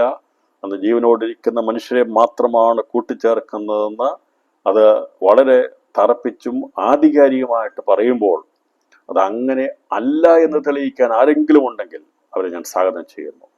എന്നാൽ അതങ്ങനെ ഇനി തർക്കിക്കാൻ വരാതിരിക്കാൻ വേണ്ടി ഞാൻ ഒരിക്കൽ കൂടി ഒരു വചനം വായിച്ച് അതിൻ്റെ വ്യക്തത മനസ്സിലാക്കി എൻ്റെ ശ്രോതാക്കളായവരുടെ സംശയത്തെ ദൂരീകരിച്ചുകൊണ്ട് ഞാൻ ഈ വിഷയത്തിൻ്റെ യഥാർത്ഥമായിട്ടുള്ള അടിസ്ഥാനമിട്ട് അതിനെ വിശദീകരിക്കാൻ ആഗ്രഹിക്കുക. കാരണം പഠിപ്പിച്ചു പോകുന്നത് പിന്നെയും പിന്നെയും സംശയം ഉണ്ടാകാൻ സാധ്യതകളുള്ളത് എനിക്കറിയാം. അതുകൊണ്ടാണ് അതിനെ തടയിട്ടുകൊണ്ട് അത് സംഭവിക്കാതിരിക്കാൻ വേണ്ടി അതിനോടുള്ള ബന്ധത്തെ ഒരു കാര്യം ഒന്നുകൂടി ഓർപ്പിച്ച് അതിനെ അടിസ്ഥാനമിട്ട് പോകുന്നത്. ഞാൻ തെളിവായിട്ട് ഇനിയും വേദപുസ്തകം 66 പുസ്തകം നിങ്ങൾ എടുത്തുകൊണ്ട് വന്ന ഏതെങ്കിലും ഒരു വാക്യം എടുത്തുകൊണ്ട് വന്നാൽ ഞാൻ ഒരൊറ്റ വാക്യത്തിൽ അതിനെല്ലാം റിപ്പൽ ചെയ്ത് കളയും, വീറ്റോ ചെയ്ത് കളയും. നിങ്ങൾക്കറിയാമല്ലോ വീറ്റോ പവർ അറിയാമല്ലോ. വീറ്റോ പവർ എന്ന് പറഞ്ഞാൽ നമുക്കറിയാം അത് ശക്തിയുള്ളതാണ്. ഇപ്പോൾ ഒരുപാട് കാര്യങ്ങൾ എല്ലാ രാജ്യങ്ങളും കൂടി റെസൊല്യൂഷനൊക്കെ പാസ്സാക്കി അവിടെ കൊണ്ടുവന്നാലും ഈ വീറ്റോ അധികാരമുള്ളവർ എഴുന്നേറ്റ് അതിനെ എതിർത്ത് കഴിഞ്ഞാൽ സംഗതി ഷൂവായി തീർന്നു പോയി. 150 രാഷ്ട്രങ്ങൾ, 40, 50, 60 രാഷ്ട്രങ്ങൾ കൂടി കൊണ്ടുവന്ന റെസൊല്യൂഷൻ. പക്ഷേ അത് കൊണ്ടുവരുമ്പോൾ അവിടെ യുഎന്നിൽ വീറ്റോ അധികാരമുള്ളവരുണ്ട്. അവരെഴുന്നേറ്റ് ഒറ്റ ആൾക്കാർ അതിനെ എതിർത്ത് കഴിഞ്ഞാൽ അതൊക്കെ തീർന്നു പോയി എന്ന് പറഞ്ഞതുപോലെ ആരെല്ലാം ഏതെല്ലാം വചനം കൊണ്ടുവന്ന് തെളിയിക്കാൻ വേണ്ടി ശ്രമിച്ചാലും ഞാനിതിനെ ന്യൂട്രലൈസ് ചെയ്ത് ഇല്ലാതാക്കി കളയുന്ന ഒരൊറ്റ വചനം വായിച്ച് നേരത്തെ പറഞ്ഞിട്ടുള്ളതാണ്. വായിച്ചിട്ട് ഞാനിതിനെ ഇനി അത് കഴിഞ്ഞിട്ട് അതിനെ ഓവർകം ചെയ്യാൻ ആരെങ്കിലും ഉണ്ടെങ്കിൽ അവരെ ഞാൻ സ്വാഗതം ചെയ്യുകയാണ്. അതിങ്ങനെയാണ് പറഞ്ഞിരിക്കുന്നത്. വെളിപ്പാട് 20-ാം അധ്യായം അതിൻ്റെ 4-ാം വാക്യം. പ്രതിമയോ നമസ്കരിക്കാതിരുന്നവരും നെറ്റിയിലും കൈമേലും എൻ്റെ മുദ്ര കൈക്കൊള്ളാതിരുന്നവരുമായവരുടെ ആത്മാക്കളെയും ഞാൻ കണ്ടു. അവർ ജീവിച്ചു, 1000 ആണ്ട് ക്രിസ്തുവിനോട് കൂടി വാണു. മരിച്ചവരിൽ ശേഷമുള്ളവരാരും 1000 ആണ്ട് കഴിയുവോളം ജീവിച്ചില്ല. ഇത് ഒന്നാമത്തെ പുനരുത്ഥാനം. അപ്പോൾ ഒന്നാമത്തെ പുനരുത്ഥാനം കഴിഞ്ഞു കഴിഞ്ഞാൽ പിന്നീട് 1000 ആണ്ട് കഴിഞ്ഞിട്ടേ പുനരുത്ഥാനമുള്ളൂ. അത് ഒടുക്കത്തെ നാളിലെ പുനരുത്ഥാനമാണ്. ഒന്നാമത്തെ പുനരുത്ഥാനം അത് സ്വർഗീയദേശ പ്രാപിക്കുന്ന പുനരുത്ഥാനമാണ്, നമുക്കറിയാം. അത് കർത്താവിൻ്റെ രണ്ടാമത്തെ വരവിന് മുമ്പ് നടക്കുന്നതാണ്. അപ്പം അതുകൊണ്ട് ഈ ഒന്നാമത്തെ പുനരുത്ഥാനം കഴിഞ്ഞാൽ പിന്നീടൊരു പുനരുത്ഥാനമില്ല. ഒന്നാമത്തെ പുനരുത്ഥാനം കഴിയുന്നത് വരെ ആണ് പുനരുത്ഥാനങ്ങൾ ഉള്ളത്. 1000 ആണ്ട് കഴിഞ്ഞിട്ട് പിന്നീട് ഒടുക്കത്തെ നാളിലെ പുനരുത്ഥാനം ഉണ്ടാകുകയുള്ളൂ. അപ്പോൾ ഒന്നാമത്തെ പുനരുത്ഥാനം രക്തസാക്ഷികളായിട്ടുള്ള പുനരുത്ഥാനമാണ്. അതായത് ക്രിസ്തുവിൻ്റെ ഭരണത്തിൽ രക്തസാക്ഷിത്വം ഭരിക്കുന്ന വിശുദ്ധന്മാരുടെ പുനരുത്ഥാനം, സ്വർഗാരോഹണം. അവർ സ്വർഗാസുഖത്തിൽ സൂര്യ തേജസ്സോടുള്ള ബന്ധത്തിൽ പഴയ വിശുദ്ധന്മാരും സായന 144,000 ചന്ദ്രദേശോടുള്ള ബന്ധത്തിൽ സഭയുടെ സുവിശേഷത്തിൻ്റെ നിലവിളക്കിനുള്ള ബന്ധത്തിലുള്ളവരും എടുക്കപ്പെടുന്നതിനെ കുറിച്ച് നമ്മൾ ചിന്തിച്ചു. പിന്നീട് ഒരു പുനരുത്ഥാനം ഉണ്ടാകുന്നത് കർത്താവിൻ്റെ 1000 ആണ്ട് വാഴ്ച കഴിഞ്ഞിട്ടാണെന്നുള്ളത് 20-ാം അധ്യായം 4-ാം വാക്യത്തെ അടിസ്ഥാനമാക്കി ഇന്ന് രാത്രിയിൽ ഒരിക്കൽ കൂടി ഉറപ്പിച്ചും തറപ്പിച്ചും പറഞ്ഞുകൊണ്ട്, അപ്പോൾ കർത്താവ് രണ്ടാമത്തെ വരവെങ്കിൽ പുനരുത്ഥാനം ഉണ്ടാകുമോ ഇല്ലയോ? നിങ്ങളുടെ മനസ്സാക്ഷി നിങ്ങൾ ഉത്തരം പറയണം, വചനത്തെ അടിസ്ഥാനത്തിൽ പറയണം. ഇല്ല എന്ന് ഉറപ്പിച്ച് പറയുവാൻ ആർക്കെങ്കിലും സംശയമുണ്ടെങ്കിൽ ഈ 20-ാം അധ്യായം അതിൻ്റെ 5-ാമത്തെ വാക്യം, 5ഉം 6ഉം വാക്യങ്ങൾ വായിച്ച് 4, 5 വാക്യങ്ങൾ വായിച്ച് ഒന്ന് ഉറപ്പിക്കണമെന്നും ഞാൻ വിശേഷാൽ ഓർപ്പിക്കുന്നു. ഇപ്പോൾ ഈ വചനത്തിൻ്റെ സത്യം അതായതുകൊണ്ട് അധികം തർക്കിക്കാനോ വാദിക്കാനൊന്നും പോകാതെ ദൈവത്തെ അംഗീകരിക്കുക, ആ വചനത്തെ അനുസരിച്ചുകൊണ്ട് നമ്മളത് മനസ്സിലാക്കുക. ഒന്നാമത്തെ പുനരുത്ഥാനം കഴിഞ്ഞാൽ ഒടുക്കത്തെ നാളിലെ പുനരുത്ഥാനം, അപ്പോൾ ഏതെങ്കിലും കർത്താവിൻ്റെ രണ്ടാമത്തെ വരവെങ്കിലല്ല ഒന്നാമത്തെ പുനരുത്ഥാനം നടക്കുന്നത്. അപ്പോൾ നമുക്കത് വളരെ വ്യക്തമാണ്. അപ്പോൾ അതുകൊണ്ട് കർത്താവിൻ്റെ രണ്ടാമത്തെ വരവെങ്കിൽ കർത്താവിൻ്റെ രണ്ടാമത്തെ വരവെങ്കിൽ പുനരുത്ഥാനങ്ങളോ രൂപാന്തരമോ നടക്കുന്നില്ല എന്നതിന് വചനത്തിൻ്റെ ആധികാരികത ഉറപ്പെടുന്നു. ദൈവമായ കർത്താവ് വിശുദ്ധമുള്ള ബന്ധത്തിൽ നമ്മുടെ സംശയം മാറ്റി എന്ന് വിശ്വസിച്ചുകൊണ്ട് കോടിക്കണക്കിന് ആൾക്കാരെ തെറ്റിദ്ധരിപ്പിക്കുകയും തെറ്റായ രീതി പഠിപ്പിക്കുകയും ചെയ്യുന്ന ഒരു വിഷയത്തിൻ്റെ വ്യാഖ്യാനത്തിലേക്കാണ് നാം ഇന്ന് പ്രവേശിക്കുന്നത്. അതുകൊണ്ടാണ് നാമധേയ ക്രിസ്ത്യാനായിട്ടുള്ള പലരും അവരുടെ പ്രത്യേക രീതിയിലുള്ള പാട്ടുകളോടുള്ള ബന്ധത്തിലൊക്കെ ഈ ഭാഗം എടുത്താണ് അവർ പാടാറുള്ളത്. വെളിപ്പാട് പുസ്തകത്തോടുള്ള ബന്ധത്തിൽ അവർക്കത്ര അത് പലർക്കും കാഴ്ചപ്പാട് കിട്ടിയിട്ടുണ്ട്. എന്നാൽ സുവിശേഷമുള്ള ബന്ധത്തിൽ അതെടുത്ത് അതിൽ നിന്ന് ചില ഭാഗങ്ങളെയൊക്കെ അടർത്തിയെടുത്ത് പുനരുത്ഥാനത്തോടുള്ള രൂപാന്തരത്തോടുള്ള ബന്ധത്തിൽ അവർ പഠിപ്പിക്കുന്നുണ്ട്. അതിൻ്റെ ചില അലയടികൾ വിശ്വാസമൂഹം എന്ന് പറയപ്പെടുന്നവരിലുമുണ്ട്. അതുകൊണ്ടാണ് ഈ കഥ രണ്ടാമത്തെ വരവെങ്കിൽ കല്ല തുറക്കപ്പെടുന്നതും പ്ലെയിൻ ആക്സിഡൻറ്റും ഒക്കെ കാണിച്ച് വരച്ചു വെച്ചിരിക്കുന്നത്. കാരണം ഇത് പാരമ്പര്യമായിട്ട് കിടക്കുന്ന ഒരു ഒരു ഒരു ഒരു പഠിപ്പീരാണ്. എന്നാൽ അത് മാറിപ്പോണം. അതിന് തെളിവായിട്ട് ഞാൻ ഒന്നുകൂടി പറയുന്നു, ആവർത്തിച്ച് പറയുന്നു, കർത്താവിൻ്റെ രണ്ടാമത്തെ വരവാകുന്ന മഹത്വ പ്രത്യക്ഷതയിൽ ഒരൊറ്റ വ്യക്തി പോലും പുനരുത്ഥാനം പ്രാപിക്കുകയില്ല. അന്ന് ദൂതന്മാരെ അയച്ച ദൈവം കൂട്ടി കടലിൽ കിടക്കുന്ന വല ഇങ്ങനെ പൊക്കിയിട്ട് മീനെ പെറുക്കി കൊഴുക്കുന്നതേ ഉള്ളൂ. മനസ്സിലായല്ലോ? ഈ ദൂതന്മാരെ അയച്ച് സകല മനുഷ്യൻ കൂട്ടി വരുത്തുകയാണ് ചെയ്യുന്നത്. ഇടയൻ അവരെ ചെമ്മരിയാടുകളെയും കോലാടുകളെയും തമ്മിൽ വേർതിരിക്കുന്ന പോലെ വേർതിരിച്ച് ചെമ്മരിയാടുകളെ തൻ്റെ വലത്തും കോലാടുകളെ ഇടത്തും നിർത്തും. എന്നിട്ട് രാജാവ് തൻ്റെ വലത്തുള്ളവരോട് അരുളി ചെയ്യും, എൻ്റെ പിതാവിനാൽ അനുഗ്രഹിക്കപ്പെട്ടവരെ വരുവിൻ, ലോകസ്ഥാപനം മുതൽ നിങ്ങൾക്കായി ഒരുക്കിയിരിക്കുന്ന രാജ്യം അവകാശമാക്കിക്കൊള്ളുവിൻ. എന്താണ് അതിന് കാരണം? ദൈവം പറഞ്ഞ് എന്താണ് അത് ചെയ്തതിൻ്റെ കാരണം എന്താണെന്ന് പറയുകയാണ്. എനിക്ക് വിശന്നു, നിങ്ങൾ ഭക്ഷിപ്പാൻ തന്നു. ദാഹിച്ചു, നിങ്ങൾ കുടിപ്പാൻ തന്നു. ഞാൻ അതിഥിയായിരുന്നു, നിങ്ങൾ എന്നെ ചേർത്ത് കൊണ്ടു. നഗ്നനായിരുന്നു, നിങ്ങൾ എന്നെ ഉടുപ്പിച്ചു. രോഗിയായിരുന്നു, നിങ്ങൾ എന്നെ കാണുവാൻ വന്നു. തടവിലായിരുന്നു, നിങ്ങൾ എൻ്റെ അടുക്കൽ വന്നു. നീതിമാന്മാർ അവനോട്, കർത്താവേ, ഞങ്ങൾ എപ്പോൾ നിന്നെ വിശന്ന് കണ്ടിട്ട് ഭക്ഷിപ്പാൻ തരികയോ ദാഹിച്ച് കണ്ടിട്ട് കുടിപ്പാൻ തരികയോ ചെയ്തു? ഞങ്ങൾ എപ്പോൾ നിന്നെ അതിഥിയായി കണ്ടിട്ട് ചേർത്ത് കൊള്ളുകയോ നഗ്നനായി കണ്ടിട്ട് ഉടുപ്പിക്കുകയോ ചെയ്തു? നിന്നെ രോഗിയായിട്ടോ തടവിലോ എപ്പോൾ കണ്ടിട്ട് ഞങ്ങൾ നിന്റെ അടുക്കൽ വന്നു എന്ന് ഉത്തരം പറഞ്ഞു. രാജാവരോട്, എൻ്റെ ഈ ഏറ്റവും ചെറിയ സഹോദരന്മാരിൽ ഒരുത്തിന് നിങ്ങൾ ചെയ്തിടത്തോളം എല്ലാം എനിക്ക് ചെയ്തതാകുന്നു എന്ന് സത്യമായിട്ട് നിങ്ങളോട് പറയുന്നെന്ന് പറഞ്ഞു. അപ്പോൾ ഇത് ദൈവത്തിൻ്റെ അന്ന് നടക്കുന്ന ന്യായവിധിയോട് ബന്ധത്തിൽ പറഞ്ഞിരിക്കുന്ന കാര്യമാണ്. ഇതിന് ഈ ഭാഗം ചേർത്ത് വരുന്നതിന് ശേഷമായി വെളിപ്പാട് പുസ്തകം 20-ാം അധ്യായം 4-ാം വാക്യം കൂടി നമ്മൾ വായിച്ച് അത് ന്യായവിധികളുടെ ബന്ധത്തിൽ നമ്മളത് വെളിപ്പെടുത്തും. ഞാനത് ഒരുമിച്ച് പറഞ്ഞു വന്നപ്പോൾ പറഞ്ഞു, ദൂതന്മാരാണ് ചേർത്ത് കൊണ്ടിരുന്നത്, കർത്താവാണ് അവിടെ ഇടയനാണ് ചെമ്മരിയാടിനും കൊരാടുകളെ വേർതിരിച്ച് നിർത്തുന്നത്. എന്നാൽ ഇവരെ ന്യായം വിധിക്കാനുള്ള ബന്ധത്തിൽ, ഒരു രാജാവിനുള്ള ബന്ധത്തിൽ മാത്രമേ പറഞ്ഞിട്ടുള്ളൂ. രാജാവ് എന്ന് പറയുമ്പോൾ കർത്താവായ യേശുക്രിസ്തുവാണ് രാജാവ്. അപ്പോൾ അങ്ങനെ അവനോടുകൂടെ വരുന്നവരായ അവൻ്റെ മണവാട്ടി സഭയാകുന്നവർക്കും ഈ ന്യായവിധിയുടെ അധികാരമുണ്ട് എന്നുള്ളത് വെളിപ്പാട് പുസ്തകം 20-ാം 4-ാം വാക്യത്തോട് നാം ചിന്തിച്ചിരുന്നു. അത് ഞാൻ ന്യായാസനങ്ങളെ കണ്ടു, അവയിലിരിക്കുന്നവർക്ക് ന്യായവിധിയുടെ അധികാരം കൊടുത്തു. അപ്പോൾ ഈ 5-ാമത്തെ സംഭവം കഴിഞ്ഞിട്ട് 6-ാമത്തെ സംഭവം നടക്കുന്നതിനുള്ള ബന്ധത്തിലാണ് അവിടെ ന്യായവിധിയെക്കുറിച്ച് വെളിപ്പാട് പുസ്തകം രേഖപ്പെടുത്തിയിരിക്കുന്നത്. അങ്ങനെയാണ് വെളിപ്പാട് പുസ്തകം രേഖപ്പെടുത്തിയത്. അതുകൊണ്ടാണ് 20-ാം അധ്യായം 4-ാം വാക്യത്തിൽ പറഞ്ഞിരിക്കുന്നത്. 20-ാം അധ്യായത്തിലെ 4-ാം വാക്യത്തിൽ പറയുന്നത്, ഞാൻ ന്യായാസനങ്ങളെ കണ്ടു, അവയിലിരിക്കുന്നവർക്ക് ന്യായവിധി അധികാരം കൊടുത്തു. അപ്പോൾ ഈ പറയുന്ന കല്യാണ സദ്യ കഴിഞ്ഞിട്ട് ആ സമയത്ത് 1000 ആണ്ട് വാഴ്ചയ്ക്ക് മുമ്പായിട്ട് നീതിമാന്മാരെ പിതാവാം ദൈവത്തിൻ്റെ രാജ്യത്തെങ്കിലേക്ക് പ്രവേശിപ്പിക്കുന്നതിനുള്ള ബന്ധത്തിൽ നടക്കുന്ന പ്രജകളെ തിരഞ്ഞെടുക്കുന്ന സമയമാണിത്. എന്ന് പറഞ്ഞാൽ 1000 ആണ്ട് വാഴ്ചയിലെ പ്രജകളുണ്ട്, അതാരാകുന്നു എന്നുള്ളതാണ് ഇവിടെ ഇതിൽ നിന്ന് വേർതിരിക്കുന്ന നീതിമാന്മാർ. അപ്പോൾ കർത്താവിൻ്റെ വലത്ത് ഭാഗത്ത് നിൽക്കുന്ന എന്നവരെ ആണ് 1000 ആണ്ട് വാഴ്ചയിലെ പ്രജകൾ അഥവാ ജനങ്ങൾ. രാജാവായിരിക്കുന്ന യേശു ഈ ലോകം ഭരിക്കുമ്പോൾ ഇവിടെ ഭരിക്കാൻ ഇവിടെ ജനം വേണ്ടേ? ഉണ്ടല്ലോ. ആ ജനത ആരാണ്?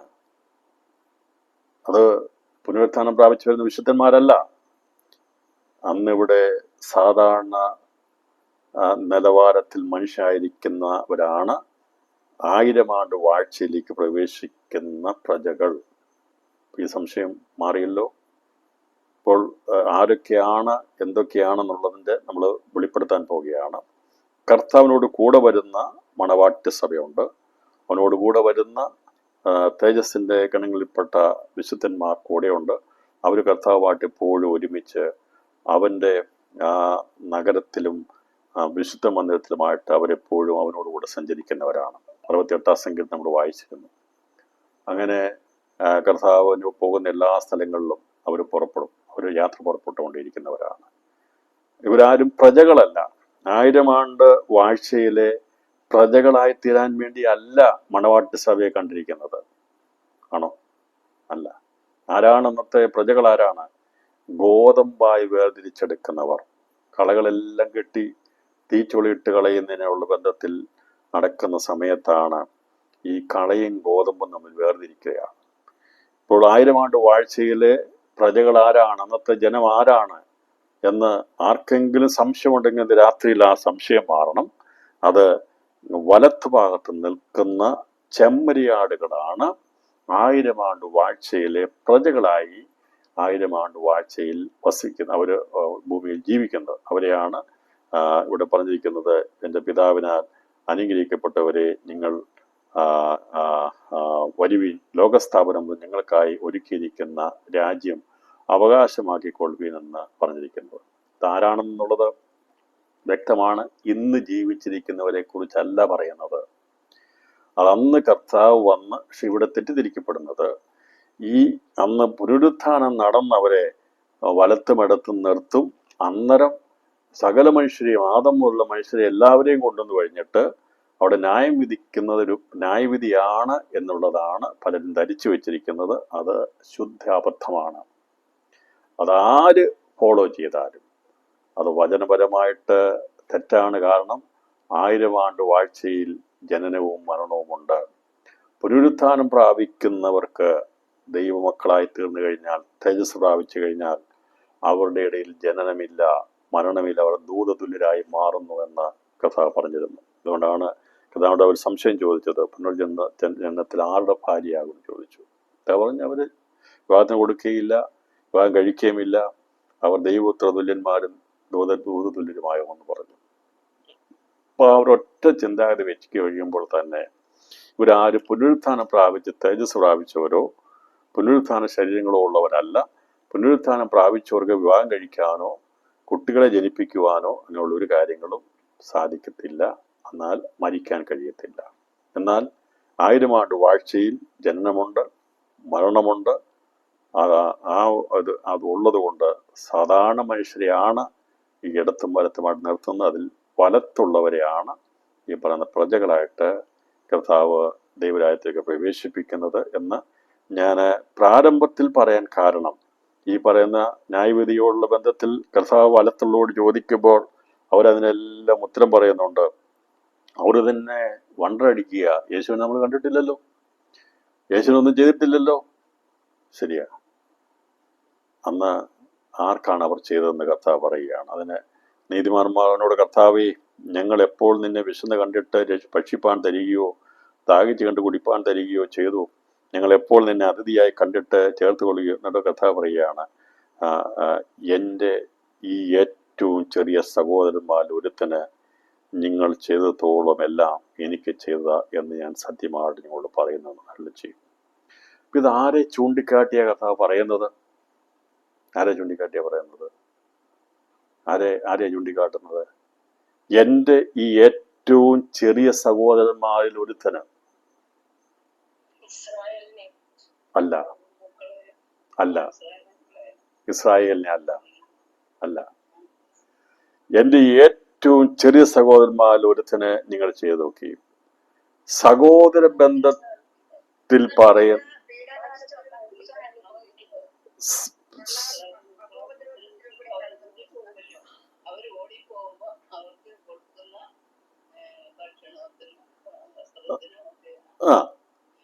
ഈ എൻ്റെ ഏറ്റവും ചെറിയ സഹോദരന്മാരെന്ന് പറയുന്നതും അതിൻ്റെ 45-ാം വാക്യത്തില് അവരോട് ഏറ്റവും ചെറിയവൻ ഒരുത്തന് തരാത്തവും ഏറ്റവും ചെറിയ സഹോദരനും ഏറ്റവും ചെറിയവനും തമ്മിൽ വ്യത്യാസമുണ്ട്. എന്താണ് വ്യത്യാസം? എൻ്റെ ഏറ്റവും ചെറിയ സഹോദരന്മാരിൽ ഒരുത്തന്, തുറന്നു പറയുകയാണ്, ഇതെവിടെ കർത്താവ് വെളിപ്പെടുത്തുകയാണ്. 2 ശേഷിപ്പുള്ളവരുണ്ട് എന്നുള്ളത് വെളിപ്പെടുത്തുകയാണ്. ജനതയിൽ അന്ന് കൂട്ടി വരുന്നവരിൽ 2 കൂട്ടരുണ്ടെന്ന് വെളിപ്പെടുത്തുകയാണ്. അതിൻ്റെ വ്യക്തതയിലേക്ക് കൊണ്ടുവരാം. അപ്പം ഇതാരാണ് എന്നുള്ളതിനെ കുറിച്ചുള്ള വ്യക്തത അത് വ്യക്തമാക്കപ്പെട്ടവർക്കായി ഞാൻ ദൈവത്തിന് സ്തോത്രം ചെയ്യുന്നു. എന്നാൽ അനേകരുടെ കണ്ണുകൾ ഇന്നും സത്യവചനത്തിന് മുമ്പിൽ അടയപ്പെട്ടിരിക്കുകയാണ്. ഞാൻ അതിൻ്റെ പാട്ടിൻ്റെ ഭാഗമൊന്നും പാടുന്നില്ല, പലരും പാടാറുണ്ട്. പക്ഷെ അതൊക്കെ തെറ്റാണ്. വചനപരമായിട്ട് അതിന് സാധ്യതയില്ല എന്നുള്ളത് ഇത് രാത്രിയിൽ ഒരിക്കൽ കൂടി ഓർപ്പിച്ച് പറയുമ്പോൾ അതിനകത്ത് 2 കൂട്ടരെ കഥ വെളിപ്പെടുത്തി. 1 ഈ ഏറ്റവും ചെറിയ സഹോദരൻ, 2 ഈ ഏറ്റവും ചെറിയവർ. ദൈവം ഒരു വചനം അവിടെ വെറുതെ ഉപയോഗിക്കാതിരുന്നത്. അതുകൊണ്ടാണ് വചനത്തിന്റെ അകത്തുനിന്ന് വള്ളി മാറാൻ പാടില്ല. എന്തുകൊണ്ട് ഏറ്റവും ചെറിയ സഹോദരന്മാരെന്ന് പറഞ്ഞിട്ട് 2ാമത് കർത്താവ് പറയുകയാണ് ഏറ്റവും ചെറിയവരിൽ. അതെന്താണെന്ന് ചോദിച്ചിരിക്കാൻ എനിക്ക് ചെയ്തതെന്ന് ഞാൻ പറയുന്നത്. പിന്നെ അവൻ അടുത്തുള്ളവരോട്, ശപിക്കപ്പെട്ടവരെയും എന്നെ വിട്ട് പിശാചിനും അവന്റെ ദൂതന്മാർക്കും ഒരുക്കിയിരിക്കുന്ന നിത്യാഗ്നിയിലേക്ക് പോകുവിൻ. ഇവിടെ വിചാരിക്കുന്ന ഇതോടുകൂടി അന്ത്യന്യായവിധി എല്ലാം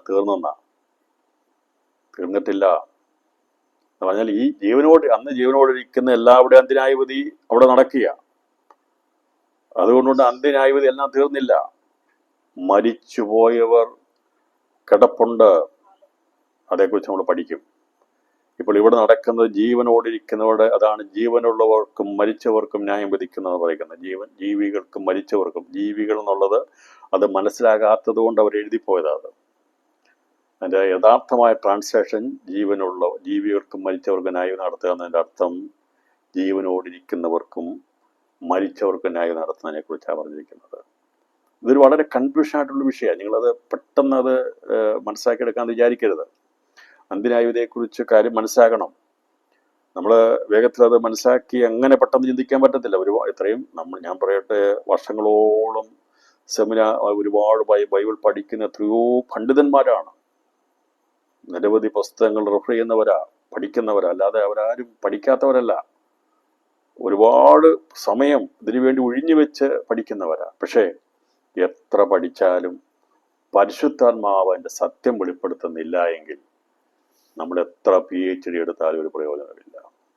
എത്ര നാള് വേദപഠനം നടത്തിയാലും ദൈവാത്മാവ് ഭേദാഭേദങ്ങളെ തിരിച്ചറിയുന്നില്ലെങ്കിൽ ഇൻ്റലക്ച്വലായിട്ടുള്ള പഠനം മാത്രമേ നടക്കുകയുള്ളൂ. അത് പിന്നെയും തന്നെ അങ്ങോട്ട് മാറി ഇങ്ങോട്ട് മറിഞ്ഞ് പഠിക്കുകയല്ലാതെ ഇതിൻ്റെ വ്യക്തത മനസ്സിലാകത്തില്ല. എന്നെക്കാൾ ഒരുപാട് സമയം ഒഴിഞ്ഞു വെച്ച് വചനം പഠിച്ചവരും ചിന്തിച്ചവരും എഴുതിപ്പെട്ടവരും വായിച്ചവരും ഒക്കെയാണ് എൻ്റെ അകത്തുള്ള പ്രിയപ്പെട്ടവരെ.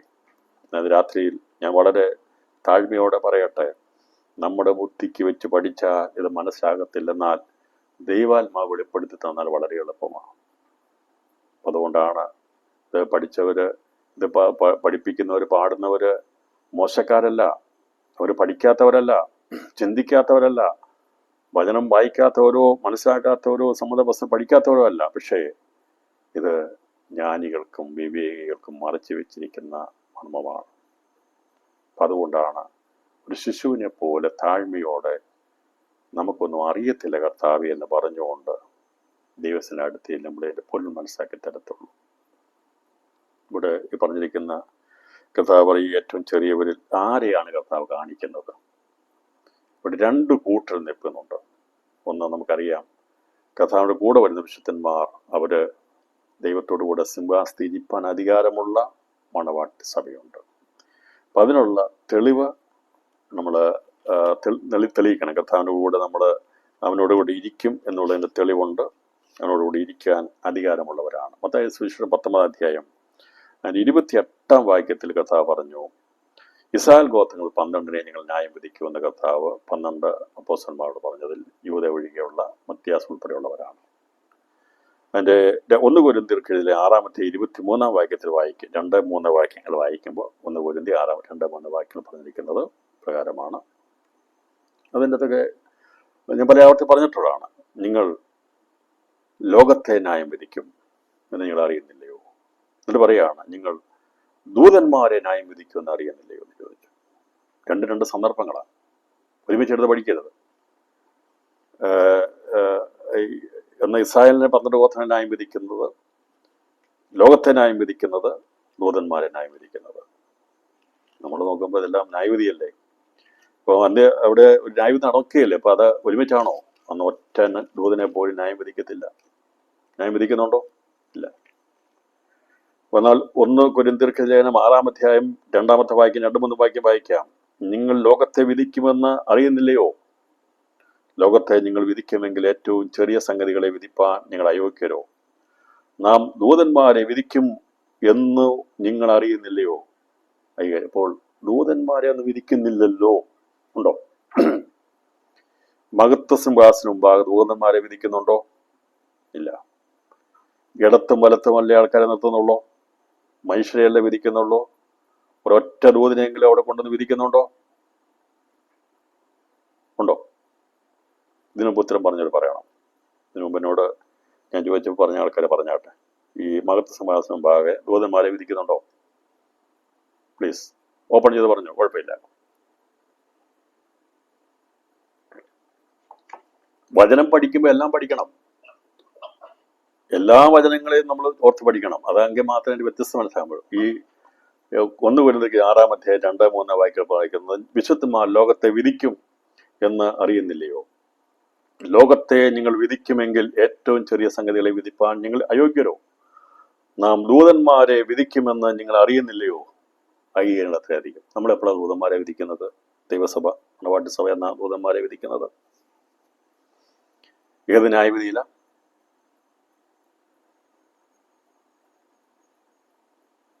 എന്താരും മിണ്ടാത്തത്? ന്യായവിധിയല്ലേ നടക്കുന്നത്? എന്ത് ന്യായവിധിയിൽ നടക്കുന്ന? നരകാഗ്നിയെ തള്ളിക്കളയല്ലേ. ഇവിടെ പറഞ്ഞിരിക്കുന്നത് ലോകത്തെ വിധിക്കും, ദൂതന്മാരെ വിധിക്കും.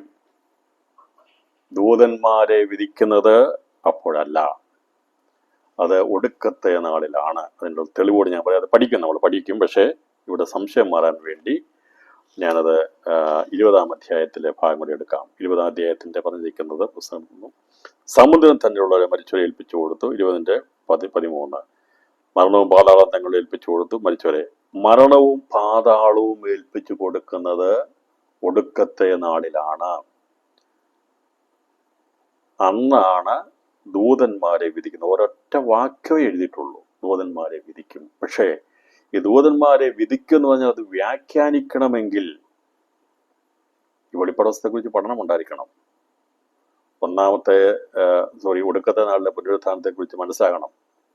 മഹത്വ സിംഹാസനം മുമ്പാകുള്ള കമേശ്വരത്തിൽ വെളിപ്പെടുന്ന നാളിലെ അന്ത്യന്യായവിധിയെ കുറിച്ചുള്ള പഠനം ഉണ്ടായിരിക്കണം.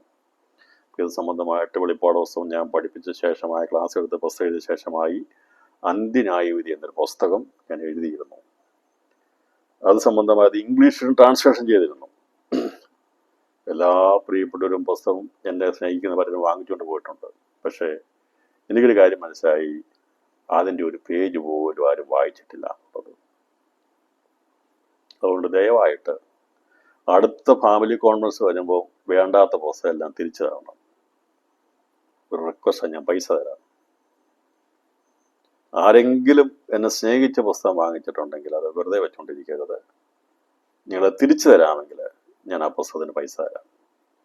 ആരെങ്കിലും വാങ്ങിച്ചിട്ട് വെച്ചുകൊണ്ടിരിക്കുക വെറുതെ ഉണ്ടെങ്കിൽ റിട്ടേൺ ചെയ്താൽ മതി, ഞാൻ പൈസ തിരിച്ചു കൊടുക്കാം. ഒന്നെടുത്ത് പൊടി തട്ടി ഒന്ന് വായിച്ചു കൂട്ടോ പ്ലീസ്. ആരെങ്കിലും ഉണ്ടെങ്കിൽ വായിക്കും. അത് വെബ്സൈറ്റിൽ കൊടുത്തിട്ടുണ്ട്, നിങ്ങൾക്ക് ഡൗൺലോഡ് ചെയ്ത് വായിക്കാം. ഇംഗ്ലീഷിലുണ്ട്, മലയാളത്തിലുമുണ്ട്. മനസ്സിലാക്കണം അന്ത്യന്യായവിധിയെക്കുറിച്ച്, അന്ത്യന്യായവിധി ഫൈനൽ ജഡ്ജ്മെന്റിനെ കുറിച്ച് കൊടുത്തിട്ടുണ്ട്. അത് ദയവനിച്ചാൽ ഇതിൻ്റെ വ്യത്യസ്തമായ കാര്യങ്ങളെക്കുറിച്ച് മനസ്സിലാക്കാൻ വേണ്ടിയാണ് പറഞ്ഞത്. കാരണം കർത്താവിൻ്റെ മഹത്വം ഉദിക്കുന്ന നാളിൽ അവൻ ഇടത്തും വലത്തും നിർത്തുന്നതിൻ്റെ അകത്ത് ദൂതന്മാരില്ല. ദൂതന്മാരെ ന്യായം വിധിക്കുന്നത് മരണവും പാതാളം ഏൽപ്പിച്ചുകൂടും. മരണം എന്ന് പറഞ്ഞാൽ നരകമാണ്. പാപം ചെയ്ത ദൂതന്മാരെ ദൈവം ബന്ധിച്ചിട്ടിരിക്കുന്നത് നരകത്തിലാണ്, മരണമാകുന്ന നരകത്തിലാണ്. എന്നാണ് അവര് ഏൽപ്പിച്ചു കൊടുക്കുന്നത്? ഒടുക്കത്തെ നാളിൽ നടക്കുന്ന പുനരുത്ഥാനത്തിലാണ്. അന്നാണ് പാതാളത്തിലേക്ക് ഇറങ്ങിപ്പോകുന്ന ദുഷ്ടദൂതന്മാരെയും ഭൂതാത്മാക്കളെയും അതുപോലെ പാപം ചെയ്ത് ബന്ധിക്കപ്പെട്ടിരിക്കുന്ന മരണത്തിലുള്ള നരകത്തിലുള്ളവരെയും ഏൽപ്പിച്ചു കൊടുക്കുന്ന ഒടുക്കത്തെ നാളിലാണ് മനുഷ്യപുത്രൻ വെളിപ്പെടുന്ന നാളിലല്ല. ഈ ഒരു വ്യത്യാസം മനസ്സിലാക്കി വെക്കണം. 20-ാം അധ്യായത്തിൽ പറഞ്ഞ കാര്യത്തോടുള്ള ബന്ധത്തിൽ 20-ാം അധ്യായത്തിലെ ഒടുക്കത്തെ നാളിലെ കാര്യം കൂടി പറഞ്ഞു പോയത് ഈ അന്തരം മനസ്സിലാകാൻ വേണ്ടി, വ്യത്യാസം മനസ്സിലാകാൻ വേണ്ടിയാണ്. ഇനി ആരും അതേക്കുറിച്ച് സംശയിക്കത്തില്ല എന്ന് ചോദിച്ചു. അപ്പം ഇതുകൊണ്ടാണ് ഞാൻ ഈ വചനം എടുത്തത്. അപ്പം കർത്താവ് പറഞ്ഞു, മനുഷ്യപുത്രൻ വെളിപ്പെടുമ്പോൾ അവന്റെ മഹത്വസിംഹാസനത്തിൽ ഇരിക്കുമ്പോൾ നിങ്ങൾ ഇസ്രായേൽ ഗോത്രം 12 ന്യായം വിധിക്കുന്ന കർത്താവ് അന്ന് തിരഞ്ഞെടുത്ത 12 അപ്പോസ്തലന്മാരോട് പറഞ്ഞു, അത് മഹത്വസിംഹാസനത്തിൽ ഇരിക്കുമ്പോൾ അവരും മഹത്വസിംഹാസനത്തിൽ ഇരിക്കുമല്ലോ. അവർ മാത്രമാണോ ഇരിക്കുന്നത്? അല്ല. എത്ര മൂപ്പന്മാരുണ്ട്? 24 മൂപ്പന്മാരുണ്ട്. 12 മൂപ്പന്മാരുടെ ബന്ധത്തിൽ 12 അപ്പോസ്തലന്മാരെ നമുക്ക് വെളിപ്പെടുത്തി. ഞാൻ 24 മൂപ്പന്മാരെ കുറിച്ച് പറഞ്ഞതൊക്കെ നിങ്ങൾ വിട്ടുപോയെന്ന് എനിക്കറിയാം. ഞാൻ അറിയാമെങ്കിൽ സന്തോഷം, നല്ല കാര്യം. ഈ 24 മൂപ്പന്മാരിൽ 12 പേര് ഇതാണ്. 12 പേര് പൗലോസ് ഉൾപ്പെടെ 11 പേര് കൂടിയാണ് 24 മൂപ്പന്മാര്. അപ്പൊ ജാതികളെ, നേഷൻസിനെ വിധിക്കുന്നത് ഈ പറയുന്ന ജാതികളെന്ന് ദൈവത്താൽ ചേർക്കപ്പെടുന്ന നമ്മളാണ് ലോകത്തെ ന്യായം വിധിക്കുന്നപ്പോൾ. മഹത്വസിംഹാസനം ഇരിക്കുമ്പോൾ അവരോടുകൂടെ 24 സിംഹാസനത്തിൽ ഇരിക്കാനുള്ള അധികാരം ഉള്ളവരാണ് ദൈവസഭ, ദൈവപ്രായം. അതുകൊണ്ടാണ് പറയുന്നത്, ഞാൻ ന്യായാസനങ്ങളെ കണ്ടു, അവയിൽ ഇരിക്കുന്നവർക്ക് ന്യായവിധിയുടെ അധികാരം കൊടുത്തു. സ്വർഗാസ്വർഗത്തിൽ നിന്ന് ന്യായവിധിയുടെ അധികാരം കർത്താവിന്റെ കൂടെ നാം പ്രാപിച്ചു വന്നിട്ട് നമ്മളാണ് വിധിക്കേണ്ടത്. അതുകൊണ്ടാണ് കൊരിന്ത്യർ ലേഖനത്തിൽ ഇത് അറിയാവുന്ന മർമ്മം അറിയാവുന്ന പൗലോസ് പറഞ്ഞത്, വിശുദ്ധന്മാർ ലോകത്തെ വിധിക്കുമെന്ന് അറിയുന്നില്ലയോ? പത്രോസ് കർത്താവ് പറഞ്ഞ കാര്യങ്ങളെ മനസ്സിലാക്കി. ശിഷ്യന്മാരോട് പറഞ്ഞില്ല, നിങ്ങൾ 12 പേരും എൻ്റെ സിംഹാസനത്തിൽ നിങ്ങൾ 12 പേര് ഇസ്രായേൽ ഗോത്രം 12 ന്യായം വിധിക്കുന്നു പറഞ്ഞല്ലേ. ദൈവത്തിന്റെ കാഴ്ചപ്പാട് കിട്ടിയ, മർമ്മങ്ങൾ വെളിപ്പെട്ട കിട്ടിയ, ദർശനങ്ങൾ കിട്ടിയ പൗലോസ് അറിയാമായിരുന്നു അവനും സിംഹാസനത്തിൽ വിധിക്കാനുള്ളതാണ്. അതുകൊണ്ട് പറയാണ്, നിങ്ങൾ ദൂതന്മാരെ, നിങ്ങൾ വിശുദ്ധന്മാർ ലോകത്തെ വിധിക്കും. വിശുദ്ധന്മാർ ആരാണ്? വിശുദ്ധന്മാർ ദൈവം പ്രാപിക്കുന്ന വിശുദ്ധന്മാർ. ഇസ്രായേൽ ഗോത്രങ്ങളെന്ന് ന്യായം വിധിക്കാൻ വേണ്ടി ദൈവം അവരെ 12 പേരെ സെലക്ട് ചെയ്തിട്ടുണ്ട്. അവരന്നത് ചെയ്യുമ്പോൾ അവരോടുകൂടെ 24 മൂപ്പന്മാരിൽപ്പെടുന്നവരായിരിക്കുന്ന ദൈവസഭയാണെന്ന് വിധിക്കുന്നത്.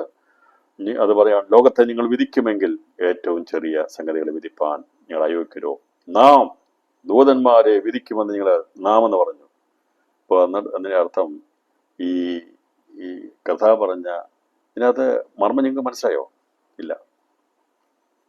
ഈ വചനത്തിൽ എഴുതിയിരിക്കുന്ന കാര്യങ്ങൾ അതൊന്ന് ശരിക്കൊന്ന് ഇരുത്തി വായിച്ചാൽ നിരവധി രഹസ്യങ്ങൾ അതിനകത്ത് അടങ്ങിയിട്ടുണ്ട്. ഇവിടെ ആദ്യം പറഞ്ഞു വിശുദ്ധന്മാർ ലോകത്തെ വിധിക്കുന്നു പറഞ്ഞു. കാരണം അത് പറഞ്ഞത് മഹത്വസിംഹാസനത്തിൽ വരുമ്പോൾ 12 പേര് അവര് ഇസ്രായേൽ ഗോത്രം 12 ന്യായം വിധിക്കും. ലോകത്തെ ന്യായം വിധിക്കുന്നത് പൗലോസ് പറഞ്ഞു, ഞാനാണ് ജാതിയുടെ അപ്പോസ്തലൻ. അപ്പൊ നമ്മളൊരാൾ കൂടിയാണ് ഇവരെ വിധിക്കുന്നത്. എന്നിട്ട് പറയുകയാണ് അവിടെ, അങ്ങനെ ഇസ്രായേലിനെയും വിധിക്കത്തില്ല, ജാതികളെയും വിധിക്കാതെ ദൂതന്മാരെ വിധിക്കുമ്പോൾ പറയുകയാണ്, നാം ദൂതന്മാരെന്ന് പറഞ്ഞാൽ 24 മൂപ്പന്മാരും ക്രിസ്തുവിനോട് കൂടെ ന്യായം വിധിക്കുന്നതിനെയാണ് ദൂതന്മാരെ ന്യായം വിധിക്കാൻ പറയുന്നത്. അപ്പോൾ മഹത്വസിംഹാസനം ഭാഗങ്ങൾ ന്യായവിധിയെക്കുറിച്ചാണ് 1 കൊരിന്ത്യർ 6-ാം അധ്യായം 2-ാം വാക്യത്തിൽ പറഞ്ഞിരിക്കുന്നത്. അതേക്കുറിച്ചാണ് മത്തായി സുവിശേഷം 19-ാം അധ്യായം 28-ാമത്തെ വാക്യത്തിൽ പറഞ്ഞപ്പോൾ 1 കൊരിന്ത്യർ 6-ാം അധ്യായം 2-ാം വാക്യത്തിന്റെ വ്യാഖ്യാനം ഇതാണ് അവിടെ രേഖപ്പെടുത്തുക. മത്തായി സുവിശേഷം 19-ാം അധ്യായം 28-ാം അധ്യായവും അതുപോലെ ഈ പറയുന്നിരിക്കുന്ന ജാതികളെയുള്ള ബന്ധത്തിൽ പറഞ്ഞിരിക്കുന്നത്, സഹഗോത്രങ്ങളെ ന്യായം വിധിക്കുന്നതോടൊപ്പം തന്നെ ലോകത്തെ ന്യായം വിധിക്കുന്നവരുടെ ബന്ധത്തിലുള്ള കാര്യങ്ങൾ പറഞ്ഞിരിക്കുന്നത്, അത് ന്യായാധിപ 20-ാം അധ്യായം അതിൻ്റെ 14-ാം വാക്യത്തിലുള്ള ബന്ധത്തിലുള്ള കാര്യത്തെ പറഞ്ഞിരിക്കുന്നത്. അപ്പോൾ സഹഗോത്രങ്ങളെ 12-നെ ന്യായം വിധിക്കുന്നത് 12 അപ്പോസ്തലന്മാരാണെങ്കിൽ ലോകത്തെ ന്യായം വിധിക്കുന്നത്, നേഷൻസിനെ ന്യായം വിധിക്കുന്നത് ദൈവസഭയുടെ ജാതികളെന്ന് വേർതിരിക്കപ്പെടുന്ന ദൈവമക്കളാണ്.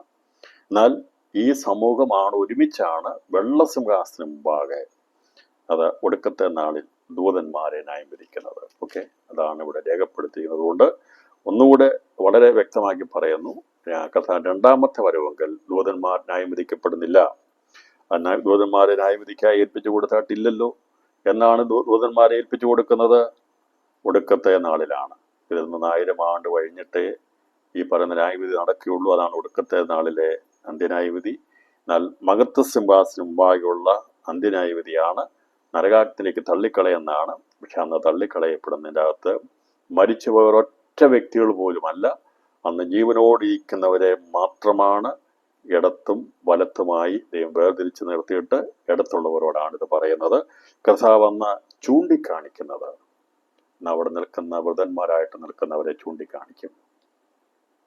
ഇവരെയാണ് അന്ന് പ്രസവവേദനയാകുന്ന മഹാകഷ്ടതയിൽ കടന്നുപോയപ്പോൾ യഹൂദന്മാരിൽ ഉള്ളവരുണ്ടായിരുന്നു. അവരെയാണ് ഏറ്റവും ചെറിയവർ എന്ന് പറഞ്ഞിരിക്കുന്നത്. ദാസപദവിയാണ് അവർക്കുള്ളത്.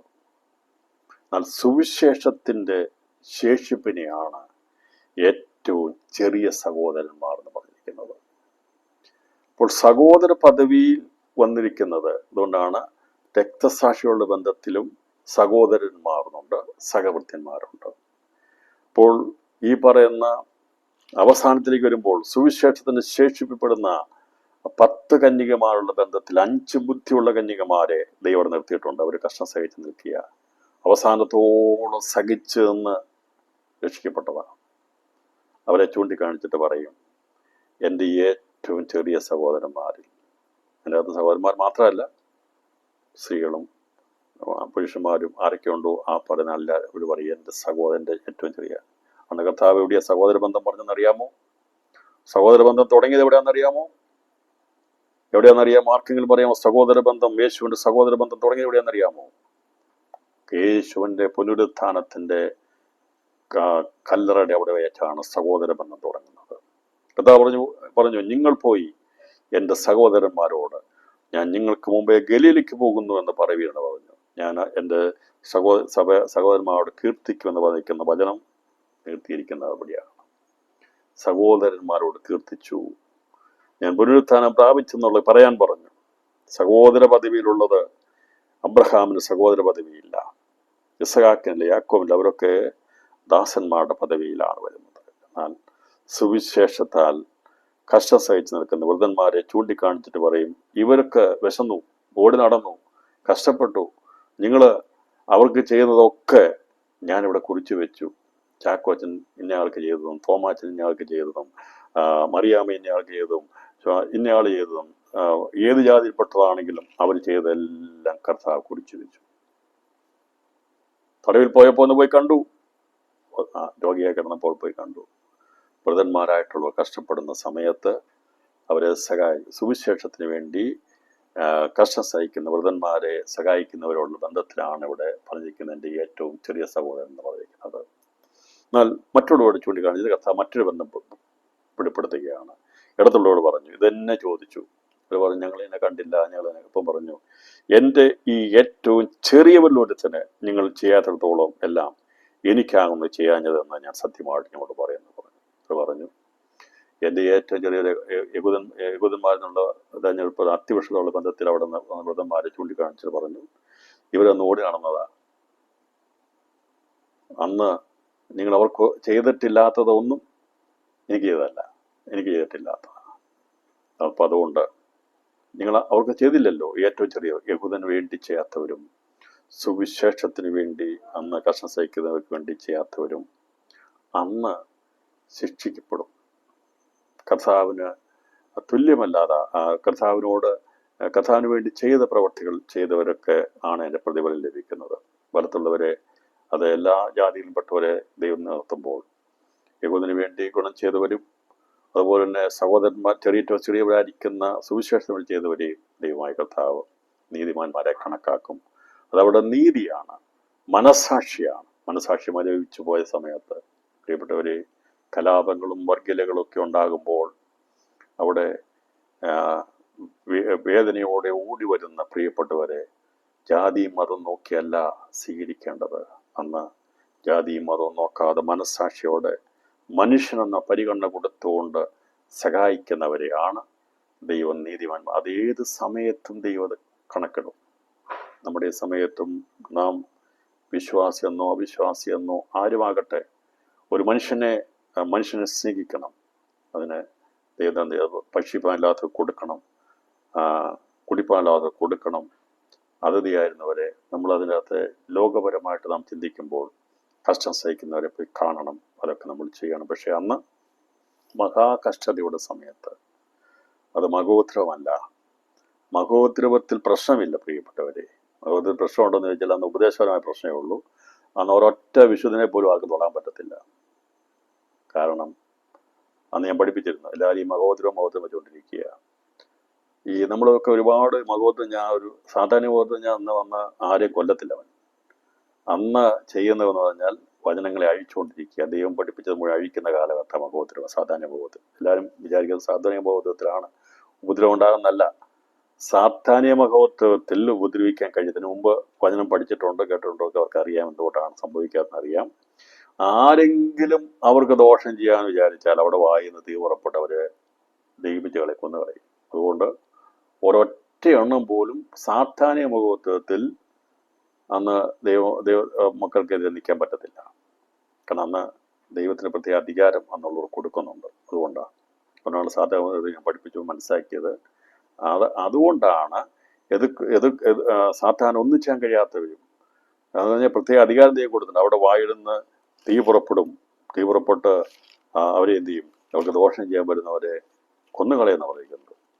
അപ്പം അതുകൊണ്ട് ഉദ്ധരിക്കാൻ പറ്റുന്നത്. ഇപ്പം ഞാൻ വിചാരിട്ടെ, ഇപ്പം ഉപദ്രവം ഉണ്ടല്ലോ, ഇപ്പം ഈ പറയുന്ന പ്രത്യേക അധികാരം തരിക, നമ്മളെ ഉദ്ധരിക്കാൻ വരുന്നവരെ നമ്മുടെ വായിന്ന് തീ പുറപ്പെട്ട് അവരെ കൊന്നു കളഞ്ഞു കഴിഞ്ഞാൽ ആരെങ്കിലും അടുത്ത് വരുമോ? ഒരൊറ്റണം വരത്തില്ല. പക്ഷെ ഇന്നത് ദൈവം തന്നിട്ടില്ല. പക്ഷെ എന്നാൽ ഈ മഹോദ്രവ കാലത്ത് അങ്ങനെ ആയിരിക്കും എന്നുള്ളത് രേഖപ്പെടുത്തുന്നുണ്ട്. നിങ്ങൾ എവിടെയെങ്കിലും കേട്ടുള്ള മഹോദ്രവം എന്ന് പറഞ്ഞുകൊണ്ട് അതാണ് ഏറ്റവും വലുത്. ചിന്തിക്കരുത്. ഈ ഇതുവരെ ഉണ്ടാകാത്ത, ഇനിമേൽ വരാത്തമായ കഷ്ടകാലം ഉണ്ടാകുന്നത് യേശുക്രിസ്തുവിന്റെ ഭരണം ഈറ്റുനോവിന്റെ ഭരണമാണ്. അത് കഴിഞ്ഞിട്ടുള്ള ഒരു മാസം മുതൽ 2.5 മാസം വരെയുള്ള ദൈവം നാളുകളെ ചുരുക്കുന്നൊരു കാലഘട്ടമുണ്ട്. അതാണ് പ്രസവ വേദന. അന്നാണ് പിടിച്ചു നിൽക്കേണ്ടത്. ഇപ്പൊ ഈ ഈറ്റുനോവ് അല്ല ഈ പറയുന്ന എതിർക്രിസ്തു ഈ സാധാനിക ഭരണം, സാധാനിക മഹോദ്രവം. പക്ഷെ ഇതിനെ കേട്ട് ഈ ഉപദ്രവം തന്നെ എല്ലാവരും അന്നായിരിക്കും അടിച്ചോടിച്ച് കൊന്നു കളയുന്നല്ല. ഞാനത് വെളിപ്പാട് 11-ാം അധ്യായം ഒന്നുകൂടെ വായിക്കാം, സംശയം മാറ്റാൻ വേണ്ടി. ചിലരിന്ന് പറഞ്ഞതുകൊണ്ട് ഞാനത് വായിക്കുക. കാരണം എനിക്ക് മനസ്സിലായി നിങ്ങൾക്കത് മനസ്സിലായിട്ടില്ല എന്നുള്ളത്. നിങ്ങൾ പണ്ട് പഠിച്ചത് ഇപ്പോൾ ഓർത്തുകൊണ്ടിരിക്കുന്നത് എനിക്കറിയാം. അതുകൊണ്ട് അതങ്ങനെയല്ല എന്നൊന്ന് മനസ്സിലാക്കാൻ വേണ്ടി ഈ പറയുന്ന സാധാരണ വിഭാഗത്തിൽ ഈറ്റുനോവ് പോലും അല്ല. എതിർക്രിസ്തുവിന്റെ ഭരണം ആരംഭിക്കുമ്പോഴാണ് ഈറ്റുനോവിന്റെ കാലം ആരംഭിക്കുന്നത്. ഈറ്റുനോവിന്റെ കാലം കഴിഞ്ഞിട്ട് പ്രസവ വേദന എന്ന് പറയുന്നത് ലോകാരംഭം മുതൽ ഇന്ന് വരെയും ആരും കണ്ടിട്ടില്ലാത്തതും ഇനിമേൽ സംഭവിക്കാത്തതുമായ വലിയ കഷ്ടമുണ്ടാകുന്നത് സാധാനിക മഹോത്സവത്തിലല്ല. 24-ാം അധ്യായം, മത്തായി 24-ാം അധ്യായം അതിൻ്റെ 21 ലോകാരംഭം മുതൽ ഇന്ന് വരെയും സംഭവിച്ചിട്ടില്ലാത്തതും ഇനിമേൽ സംഭവിക്കാത്തതുമായ വലിയ കഷ്ടമെന്നുണ്ടാകും. ആ നാളുകൾ ചുരുങ്ങാതിരുന്നാൽ ഒരു ജഡവും രക്ഷിക്കപ്പെടുകയില്ല. വ്രതന്മാർ നിമിത്തമോ ആ നാളുകൾ ചുരുങ്ങും. ഇനി ആർക്കെങ്കിലും സംശയമുണ്ട്, എനിക്കറിയാം സംശയമുണ്ടെന്ന്, ഇന്ന് രാത്രി ആ സംശയത്തെ മാറ്റാൻ വേണ്ടി ഞാൻ വചനത്തെ തെളിവ് ഞാൻ അത് സംസാരിക്കാൻ പോവുകയാണ്. പല ആവർത്തി പറഞ്ഞതാ, പക്ഷെ ഇന്നും സംശയത്തിന്റെ വിത്ത് മാറിയിട്ടില്ല. എനിക്കറിയാം, അതിപ്പോഴും കിടപ്പുണ്ട്. അതുകൊണ്ട് അതൊന്ന് മാറ്റാൻ വേണ്ടി ഇന്ന് രാത്രി ഞാൻ അതിനെ ഒന്ന് മാറ്റാൻ വേണ്ടി വചനം പറയാൻ പോവുകയാണ്. ഈ പറഞ്ഞത് മനസ്സിലാകാൻ വേണ്ടിയാ. നിങ്ങളുടെ പഴയ ബോർഡിൽ എഴുതിയിരിക്കുന്നത് വരെ മായ്ക്കപ്പെട്ടിട്ടില്ല, എനിക്കറിയാം. മായ്ച്ചേ മതിയാകുള്ളൂ പ്രിയപ്പെട്ടവരെ. വചനത്തിന് സത്യത്തിന് മുമ്പിൽ മായ്ക്കപ്പെടണം. സാധാനിക മഹോത്സവത്തിൽ ആർക്കും ഒരു ഉപദ്രവം ചെയ്യാൻ പറ്റില്ല. അവൻ ഉപദ്രവിക്കാൻ വന്നാൽ ഇവിടെ പറഞ്ഞിരിക്കുന്ന വചനപ്രകാരം 11-ാം അധ്യായം 5-ാം വാക്യം, ആരെങ്കിലും അവർക്ക് ദോഷം ചെയ്യുവാൻ ഇച്ഛിച്ചാൽ അവിടെ വായിൽ നിന്ന് തീ പുറപ്പെട്ട് അവിടെ ശത്രുക്കളെ ദയിപ്പിച്ചു കളയും. അവർക്ക് ദോഷം വരുത്തുവാൻ ഇച്ഛിക്കുന്നവൻ ഇങ്ങനെ മരിക്കേണ്ടി വരും. അവിടെ പ്രവചനകാലത്ത് മഴ പെയ്യാതെ വണ്ണം ആകാശം അടച്ചു കളവാൻ അവർക്ക് അധികാരമുണ്ട്. വെള്ളത്തെ രക്തമാക്കുവാൻ ഇച്ഛിക്കുമ്പോഴൊക്കെയും സകല ബാധ കൊണ്ടും ഭൂമിയെ ദണ്ഡിപ്പിക്കാനും അധികാരമുണ്ട്. എത്ര നാളത്തേക്കാണ് പറഞ്ഞിരിക്കുന്നത്? 42 മാസമാണ്. അതിന് മുകളിൽ പറഞ്ഞിട്ടുണ്ട്. മൂന്നാമത്തെ വാക്യം, അന്ന് ഞാൻ എൻ്റെ 2 സാക്ഷികൾക്ക് മരം നൽകും, അവർ രട്ടുടുത്തും കൊണ്ട് 1260 ദിവസം പ്രവചിക്കും. ഇത് 3.5 വർഷം സാത്താനിക മഹോദരമാണ്. ആ നാളുകൾ ചുരുക്കപ്പെടത്തില്ല. എതിർ ക്രിസ്തുവിന്റെ ഭരണം 3.5 വർഷമാണ്. അത് വളരെ വ്യക്തമാണ്. 1260 ദിവസം എന്നാണ് പറയുന്നത്. 13-ാം അധ്യായത്തിൽ പറഞ്ഞിട്ടുണ്ട് 42 മാസം എന്നാണ് പറയുന്നത്. 5-ാം വാക്യം, 42 മാസം പ്രവർത്തിപ്പാൻ അധികാരം 40. ഇത് രണ്ടും ചുരുങ്ങത്തില്ല. 7 വർഷം ചുരുങ്ങത്തില്ല. വചനത്തിൽ അത് മാറ്റമില്ല. സാധാരണ ഭാഗത്തിലും ദൈവം നാൾ കുറയ്ക്കുമോ? എന്നാരും വേണ്ടാത്തത്. സാത്താനിക മഹോത്സവം 3.5 വർഷമാണ്. അതിൽ ഒരൊറ്റ ദിവസം പോലും ദൈവം കുറയ്ക്കത്തില്ല. എതിർ ക്രിസ്തുവിന്റെ ഭരണം 42 മാസമാണ്. വചനത്തിന്റെ അടിസ്ഥാനത്തിൽ അത് കുറയ്ക്കത്തില്ല. എന്നാൽ ദൈവം നാളുകളെ ചുരുക്കുന്നത്. സാത്താനിക മഹോത്സവത്തിൽ ഒരൊറ്റ വിശുദ്ധനെ പോലും ഉപദ്രവിക്കാൻ കഴിയത്തില്ല. പക്ഷെ സാത്താനിക മഹോത്സവം എന്ന് പേരങ്ങ് പറഞ്ഞിരിക്കുന്നത്. അവൻ മഹാകോപത്തോടെ വന്നു കഴിയുമ്പോൾ അവൻ വന്നിവിടെ ആരെയും കുത്തുകയും തൂണ്ടുകയെന്നല്ല ചെയ്യുന്നത്. അവന്റെ ഉപദ്രവം എന്ന് പറഞ്ഞു കഴിഞ്ഞാൽ അവൻ പ്രീണനം അയക്കുകയാണ്. എങ്ങനെയും വശീകരിച്ച് അവൻ്റെ കൂടെ നിർത്താൻ വേണ്ടിയുള്ള തന്ത്രങ്ങൾ ഉപയോഗിക്കുമ്പോൾ, ഇനി ഏതെങ്കിലും വിധത്തിൽ എതിർത്ത് നിൽക്കുന്നവരെ ഒന്ന് ഉപദ്രവിക്കാൻ വിചാരിച്ചു കഴിഞ്ഞാൽ അങ്ങനെ ഒരുങ്ങുന്നതിനെ അവിടെ വായും തീ പുറപ്പെടും, കുന്നുകളെയും മഴ പെയ്ക്കത്തില്ല, അകപ്പാട് പ്രശ്നങ്ങൾ. അതുകൊണ്ട് സാത്താനിക ബോധത്തിൽ പ്രശ്നമില്ല. എതിർ ക്രിസ്തുവിന്റെ ഭരണത്തിൽ ദൈവം അവന് ജയിപ്പാനുള്ള അധികാരം കൊടുക്കുന്നതുകൊണ്ടാണ് ഈ അധികാരം പിൻവലിക്കും. ദൈവം അത് തിരിച്ചെടുക്കും. പന്നരാണ് 3.5 വർഷത്തേക്ക് രക്തസാക്ഷികൾ ഉണ്ടാകുന്നത്. ഇതൊക്കെ വളരെ വ്യക്തമായിട്ടാണ് പറഞ്ഞിരിക്കുന്നത്. ദൈവം ഇതെല്ലാം ഒന്ന് ഒരു ചിത്രമായിട്ട് പ്രദർശിപ്പിച്ചെങ്കിലും കാണിച്ചാൽ ചിലരെങ്കിലും സംശയം മാറുമെന്ന് വിശ്വസിക്കുന്നു. പല ആവർത്തി പറഞ്ഞിട്ടും ഇത് മാറിപ്പോകാത്തത് കൊണ്ടാണ് ഞാൻ അങ്ങനെ ആഗ്രഹിക്കുന്നത്. അങ്ങനെയെങ്കിലും സത്യം മനസ്സിലാക്കണമേ എന്ന് ഞാൻ ഒരിക്കൽ കൂടി വിനയത്തോടെ ഞാൻ അഭ്യർത്ഥിക്കുകയാണ്. കർത്താവ് സഹായിക്കട്ടെ. അപ്പോൾ ഈ പറയുന്ന 3.5 വർഷം സാധാരണ ഉപദ്രവം ചുരുക്കുമോ? ഇല്ല. 3.5 വർഷം എതിർ ക്രിസ്തുവണം ചുരുക്കുമോ? ഇല്ല എന്നുള്ള വചനം അടിസ്ഥാനമാണ്. നിങ്ങളുടെ വെളിപ്പാട് 11-ഉം 13-ാം അധ്യായം വായിക്കുക. അല്ലാതെ വളരെ വ്യക്തമാണ്. 42 മാസം 1200. എന്നാൽ ദൈവം നാളുകളെ ചുരുക്കുന്ന കാലത്തെക്കുറിച്ച് ദാനിയേൽ പ്രവചനത്തിൽ പറഞ്ഞിരിക്കുന്ന വചനപ്രകാരമാണ് നാളുകൾ ചുരുങ്ങുന്നതിനെ കുറിച്ച് ഞാൻ പഠിപ്പിച്ചിരുന്നു. 100 പ്രാവശ്യം പറഞ്ഞിട്ടുണ്ട്. പക്ഷേ ഏതാണ് ലോകാരംഭം മുതൽ ഇതുവരെ സംഭവിക്കാത്ത വിഷയമെന്ന് ചോദിച്ചാൽ 12-ാം അധ്യായം ഞാൻ ഒന്നുകൂടെ വായിക്കാം. 11 മുതലുള്ള വാക്യങ്ങൾ. നിരന്തര ഹോമയാഗം നിർത്തലാക്കുകയും ശൂന്യമാകുന്ന ബിംബത്തെ പ്രതിഷ്ഠിക്കുകയും ചെയ്യുന്ന കാലം മുതൽ 1290 ദിവസം ചെല്ലും. 1335 ദിവസത്തോളം കാത്തു ജീവിച്ചിരിക്കുന്ന ഭാഗ്യവാൻ. നീ അവസാനം വരുവോളം പോയിക്കൊള്ളുക. വെളിപ്പാട് ദാനിയേൽ പ്രവചനത്തിന്റെ ക്ലാസ്സുകൾ യൂട്യൂബിൽ അപ്ലോഡ് ചെയ്തിട്ടുണ്ട്. പ്രിയപ്പെട്ടവരെ, വല്ലപ്പോഴും ഒന്ന് കേൾക്കുക, സമയം കിട്ടുമ്പോൾ കേൾക്കുക പ്ലീസ്. ഞാൻ നിങ്ങളോട് റിക്വസ്റ്റ് ചെയ്യുക, നിങ്ങൾ കേൾക്കുക. ഇതേക്കുറിച്ചുള്ള കാലങ്ങളെ കുറിച്ച് പറഞ്ഞിട്ടുണ്ട്. അപ്പോൾ 12-ാം അധ്യായത്തിൽ പറഞ്ഞിരിക്കുന്നത് ഇങ്ങനെ പറയുന്നത്, അന്ന് 12-ാം അധ്യായം, ആ കാലത്ത് നിന്റെ ജാതിക്കാർക്ക് തുണ നിൽക്കുന്ന മഹാപ്രഭുവായി മീഖായേൽ എഴുന്നേൽക്കും. ഒരു ജാതി ഉണ്ടായത് മുതൽ ഈ കാലം വരെ സംഭവിച്ചിട്ടില്ലാത്ത കഷ്ടകാലമുണ്ടാകും. അന്ന് നിന്റെ ജനം പുസ്തകത്തിൽ എഴുതി കാണുന്ന ഏവനും തന്നെ രക്ഷ പ്രാപിക്കുന്നത്. ഞാൻ നിത്യജീവനുള്ളവരെ അന്ന് രക്ഷ പ്രാപിക്കുള്ളൂ എന്നുള്ളത്. ഏതാണ് ഈ കാലം? കർത്താവ് പറഞ്ഞു, മത്തായി സുവിശേഷത്തിൽ പറഞ്ഞു, ലോകാരംഭം മുതൽ ഇന്ന് വരെ ഉണ്ടാകാത്ത വലിയ കഷ്ടം. അതെന്നാണ്? മ്ലേച്ഛത്തെ പ്രതിഷ്ഠിക്കുന്നതുവ എതിർ ക്രിസ്തു വന്ന് ഭരണം ഏറ്റെടുക്കുന്ന ദിവസം മുതൽ 1290. എന്നാൽ 1290 ദിവസം, 1260 എതിർ ക്രിസ്തുവിന്റെ ഭരണം. അത് തീർന്നു കഴിഞ്ഞാൽ 90 ദിവസം, 1 മാസം വരെ ഇത് പോകും. അതിനുശേഷം 1260 കഴിഞ്ഞാൽ പിന്നെ വലിയ പീഡയുടെ കഷ്ടമാണ്. അന്ന് ഇസ്രായേൽ ഞെരുക്കപ്പെടും. സൈന്യം മുഴുവൻ ഒന്നുകൂടും. ഹർമോദ യുദ്ധത്തിന് വേണ്ടിയുള്ള ഭയങ്കര ഞെരുക്കത്തിന്റെ പ്രയാസം. അത് 1 മാസം മിനിമം ഉണ്ടാകും. അതാണ് പറയുന്നത് 1290 ദിവസം ചെല്ലും പറഞ്ഞാൽ 1 മാസം മിനിമമായിട്ട് വലിയ കഷ്ടത ഉണ്ടാകും.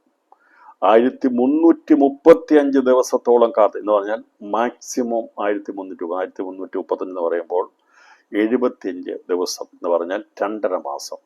ഈ കഷ്ടതയോടെ ദൈവം ചുരുക്കുന്ന നാളുകൾ, അതിൻ്റെ തെളിവ് ഈ ദാനിയേൽ പ്രവചനത്തിൽ നാം മനസ്സിലാകുന്നത്. ഇന്ന് വരെ അത് മനസ്സിലാകണം. ഇപ്പം ദൈവം മഹോദ്രവത്തെ ചുരുക്കത്തില്ല 3.5 വർഷം, സാധാരണ മഹോദ്രവം 3.5 വർഷം, യദുക്രിസ്തുവിന്റെ ഭരണം 3.5 വർഷം. പക്ഷെ എന്നാൽ ദൈവം ചുരുക്കുന്നത് 75 ദിവസം എന്നുള്ളത് മാക്സിമമാണ്. അഥവാ പ്രസവ വേദനയുടെ കാലം 75 ദിവസമാണ് മാക്സിമം സ്വർഗം വെച്ചിരിക്കുന്നത്. അതിനെ ചുരുക്കി 30 ദിവസം വരെ വേണമെങ്കിൽ ചുരുക്കാം. 30 ദിവസം വരെ എന്ന് പറഞ്ഞാൽ യേശുക്രിസ്തുവിന്റെ ഭരണം കഴിഞ്ഞിട്ട് 1 മാസം കഴിയാതെ കർത്താവ് രണ്ടാമത് വരത്തില്ല. അതുകൊണ്ടാണ് നാളി ഈ 1 മാസം കഴിഞ്ഞു കഴിഞ്ഞാൽ 31-ാം ദിവസമോ 32-ാം ദിവസമോ 75-ാം ദിവസത്തിനുള്ളിൽ കർത്താവ് വന്നിരിക്കും. എഴുതി വെച്ചു, കൃത്യമാണ്. എന്നാണ് കർത്താവ് രണ്ടാമത് വരുന്നത് ചോദിച്ചാൽ ഞാൻ ഒന്നുകൂടെ പറയാം. യേശുക്രിസ്തുവിന്റെ ഭരണം ദൈവം ഇല്ലാതാക്കി സേനാ ദിവസത്തിൽ കർത്താവ് തന്റെ രാജ്യത്തെ ഏറ്റെടുക്കുന്ന അന്ന് മുതൽ എണ്ണിക്കോണം. അന്ന് മുതൽ 30 ദിവസം വരെ സ്വർഗം അവനെ കൈക്കൊള്ളും, വരത്തില്ല. അന്ന് മഹാ കഷ്ടതയുടെ കാലമാണ്. കാരണം ഈ പറയുന്ന ഹർമോദ യുദ്ധത്തിനുള്ള ബന്ധത്തിലുള്ള എല്ലാ കാര്യങ്ങളും ഒരുക്കപ്പെടണം, ഉപരോധമുണ്ടാകണം, ഇസ്രായേൽ ഞെരുക്കപ്പെടണം, പ്രവാസത്തിലേക്ക് പിടിച്ചുകൊണ്ട് പോകണം. വലിയ പ്രശ്നങ്ങളും പ്രതിസന്ധികളും ദൈവവചനത്തിന് വേണ്ടി നിൽക്കുന്നവർക്കുണ്ടാകുന്ന വലിയ കഷ്ടതയുടെ കാലമാണ്. അന്നാണ് പ്രവാസത്തിന് ഏൽപ്പിക്കുന്നത്, കൊല്ലാൻ കൊണ്ടുപോകുന്ന വലിയ വിഷയങ്ങളാണ്. അതിന് മുമ്പ് രക്തസാക്ഷികളായി തീർന്നതിന് ശേഷമായി വലിയ ലോകമെമ്പാടുമുള്ള വലിയൊരു പ്രശ്നം പൊട്ടിപ്പുറപ്പെടുന്നത് ഈ പറയുന്ന ദിവസങ്ങളിലാണ്. അത് 30 ദിവസം മിനിമം ഉണ്ടാകും. എന്നാൽ 30 ദിവസം കഴിഞ്ഞിട്ട് ഏത് ദിവസത്തിലെങ്കിലും 1 മാസം 2.5 മാസം 1335 ദിവസം വരെ മാക്സിമമാണ്. ചുരുക്കത്തിൽ പറഞ്ഞാൽ മതി, മനസ്സിലാക്കിയാൽ മതി. യേശുക്രിസ്തുവിന്റെ ഭരണം സേനാ ദിവസം കർത്താവ് രാജ്യത്തെ ഏറ്റെടുത്ത് കഴിഞ്ഞാൽ അന്ന് മുതൽ 1 മാസം കഴിഞ്ഞ് എണ്ണിക്കോ 31, 32, 33, 34 എണ്ണി 70 വരെയായി. 71 വരെ പോയാൽ നമുക്കറിയത്തില്ല. 75 അത് പിതാവാൻ ദൈവമാണ്. വൃതന്മാരുടെ എണ്ണം കുറയെന്ന് കാണുമ്പോൾ നാളെ ചുരുക്കുന്നത്, തന്റെ പുത്രനെ ഭൂമിയിലേക്ക് അയക്കുന്നത്. അതാണ് എൻ്റെ വചന വ്യവസ്ഥ. ഈ കണക്കൊക്കെ ബൈബിളിൽ പറഞ്ഞിട്ടുണ്ട് കേട്ടോ. നാളുകളെ ചുരുക്കുന്നതിനെ കുറിച്ച് പറഞ്ഞിട്ടുണ്ട്, ചുരുക്കാതിരിക്കുന്ന കാലഘട്ടത്തെക്കുറിച്ച് പറഞ്ഞിട്ടുണ്ട്. ഇന്ന് രാത്രി അത് മനസ്സിലാക്കിയെന്ന് വിശ്വസിക്കുന്നു. ഞാനൊരു 5-6 പ്രാവശ്യമെങ്കിലും ഇതെടുത്ത് പറഞ്ഞിട്ടുണ്ട് എന്ന് എനിക്ക് അറിയാം. പിന്നെ എനിക്കറിയാം ഇത് ആവർത്തിച്ച് പറഞ്ഞാലെങ്കിലും ഈ പറയുന്ന തെറ്റിദ്ധരിക്കപ്പെട്ട ചിന്തകളൊന്ന് മാറി നേരെയാകുമെന്നുള്ള വിശ്വാസമാണ് ഞാൻ പറയുന്നത്. ഈ ഭാഗം ഞാൻ എന്ന് പറഞ്ഞ് ഇത് അവസാനിപ്പിക്കാം. ഇവിടെ പറഞ്ഞിരിക്കുന്നത് ഇങ്ങനെയാണ്. അപ്പം ഏറ്റവും ചെറിയ സഹോദരൻ എന്ന് പറഞ്ഞാൽ ഇതിനെക്കുറിച്ച് പറയുമ്പോൾ 100 മേനിയുള്ളവരെ പുത്രത്വം പ്രാപിക്കുന്നവരിലാണ് പെടുന്നത്. പുത്രത്വം പ്രാപിക്കുന്നവർ സുവിശേഷത്തിന്റെ സഹോദരന്മാരിൽ നിന്ന് പുത്രത്വം പ്രാപിക്കുന്നവരാണ് ഈ പറയുന്ന 100 മേനിയിലുള്ളവർ. പുത്രത്വം, അതേക്കുറിച്ച് റോമലേഖനം 8-ാം അധ്യായം വായിച്ചാൽ മതി. അവന്റെ പുത്രത്വം പ്രാപിക്കാനുള്ള അവകാശം, ക്രിസ്തുവിനോട് സദൃശരായി തീരുന്നവർ. സഹോദര പദവിയിലുള്ളവരാണ് 60 മേനി. അത് പുത്രത്വം പ്രാപിക്കുന്നതോട് തേജസ്, സൂര്യ തേജസ്സാണ്. സഹോദര പദവിയിലുള്ളവരുടെ തേജസ്സാണ് ചന്ദ്ര തേജസ്. അവരാണ് 60 മേനിയുള്ളവർ. ഏറ്റവും ചെറിയ സഹോദരന്മാർ എന്ന് പറഞ്ഞ് ദൈവം വൃതന്മാരെ കാണിക്കുന്നത് 30 മേനിയോട് നിത്യജീവനോടുള്ള ബന്ധത്തിലുള്ളവരെയാണ് കാണിക്കുന്നത്. ഇതാണ് ഈ പറഞ്ഞത്. സഹോദര ബന്ധത്തോടുള്ള ബന്ധത്തിൽ സുവിശേഷത്തിന്റെ ബന്ധമാണ് വെളിപ്പെടുത്തുന്നത്. ദൈവസഭയുള്ള ബന്ധത്തിലുള്ള ബന്ധമാണ്, മുന്തിരിവള്ളിയുള്ള ബന്ധത്തിലുള്ള വിഷയം പറയുന്നത്. എന്നാൽ അത്തിയോടുള്ള ബന്ധത്തിൽ പറയുമ്പോൾ അതിനകത്ത് 100 മേനിക്കാരില്ല. 100 മേനി എന്ന് പറഞ്ഞാൽ സൂര്യതേജസ് പ്രാപിക്കുന്ന ആരുമില്ല, നക്ഷത്ര തേജസ് പ്രാപിക്കുന്നവരേ ഉള്ളൂ. അതിൽ നക്ഷത്ര പ്രദേശം പ്രാപിക്കുന്ന 60% 60 മേനിയോട് തുല്യമുള്ളവരാണ്. അവരാണ് ഈ പറയുന്ന ദാസന്മാർ, സഹഭൃത്യന്മാർ നിലവാരത്തിൽ വരുന്നത്.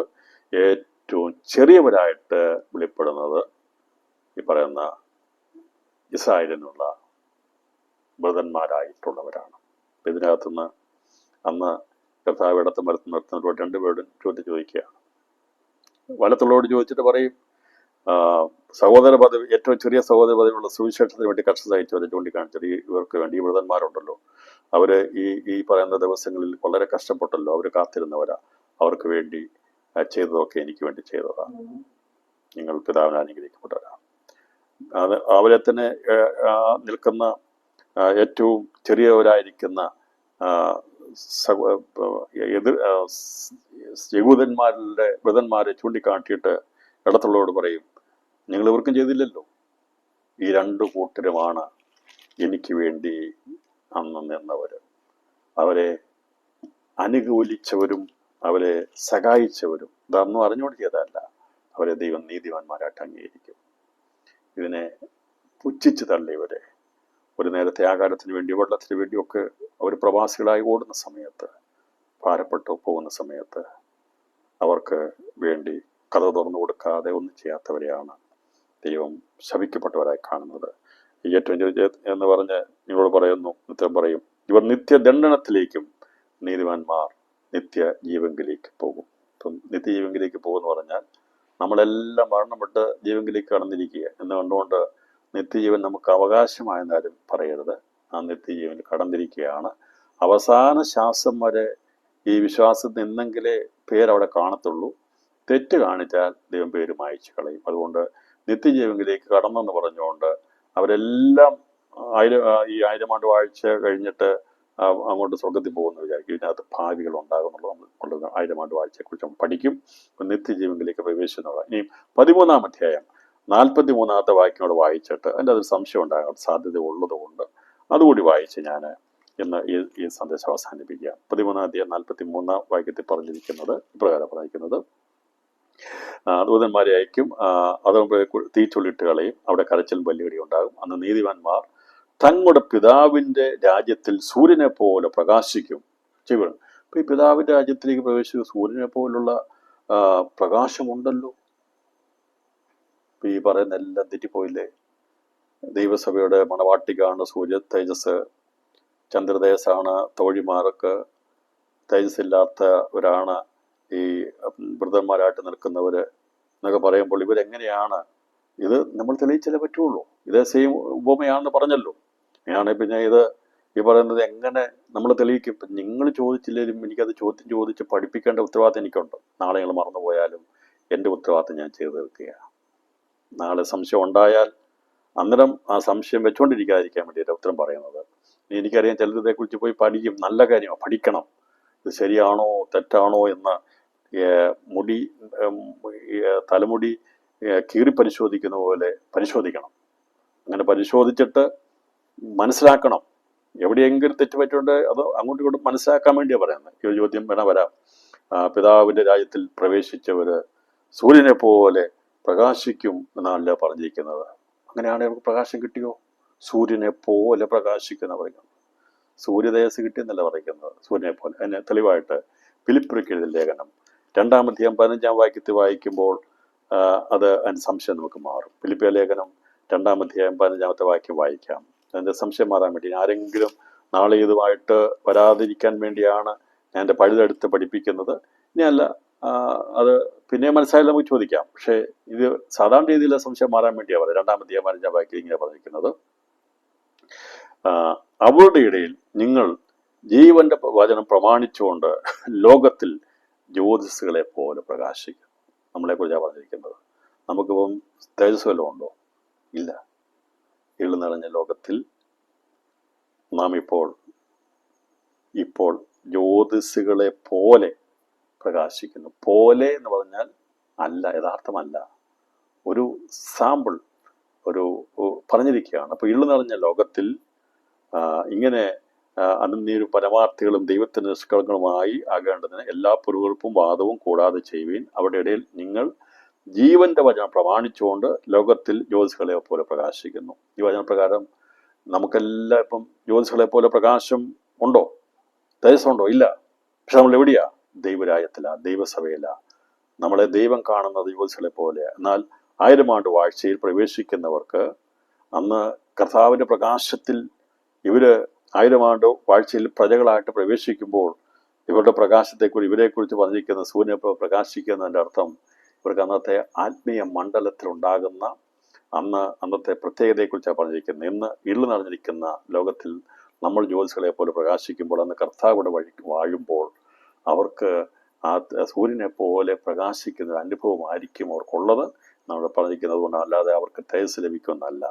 സൂര്യനെ പോലെ പ്രകാശിക്കും എന്ന് പറഞ്ഞാൽ അതാണ്. എന്നാൽ അതിൻ്റെ അകത്തും ഇരുൾ അന്ന് ഭൂരിഭാഗം 99% അനുഗ്രഹിക്കപ്പെട്ടവരാകുമ്പോൾ, അത് കാത്തു സൂക്ഷിക്കാകുമ്പോൾ ചില നീചന്മാർ ദുഷ്ടന്മാരോടെ ഉണ്ടാകും എന്നുള്ള 1000 ആണ്ട് വാഴ്ചകൾ നമ്മൾ ചിന്തിക്കും. ഇന്ന് രാത്രി ഞാൻ ഈ സന്ദേശം അവസാനിപ്പിക്കുമ്പോൾ ഈ മഹത്വ സിംഹാസനം മുമ്പാകെ ഉള്ള ന്യായവിധിയും 1000 ആണ്ട് വാഴ്ചയുടെ ആരംഭത്തെക്കുറിച്ചുമാണ് നമ്മളിന്ന് രാത്രി ചിന്തിച്ച് നിർത്തുന്നത്.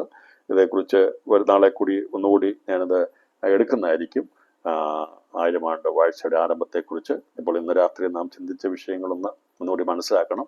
ഈ 1000 ആണ്ട് വാഴ്ചയ്ക്ക് മുമ്പ് നടക്കുന്ന കർത്താവ് മർത്തസിംഹാസനത്തിലിരിക്കുമ്പോൾ അന്ന് ദൂതന്മാർ അവൻ്റെ മുമ്പാകെ കൂട്ടിച്ചേർക്കുന്ന സകല മനുഷ്യരെയും അത് കർത്താവ് വേർതിരിച്ച് നീതിവാന്മാരായിട്ടുള്ളവരെ ചെമ്മരിയാടുകളായിട്ട് വലത്തും, നീതികെട്ട അനീതി പ്രവർത്തിച്ചവരെ ഇടത്തുമായിട്ട് നിർത്തും. അവർ കോലാടുകളായിരിക്കും.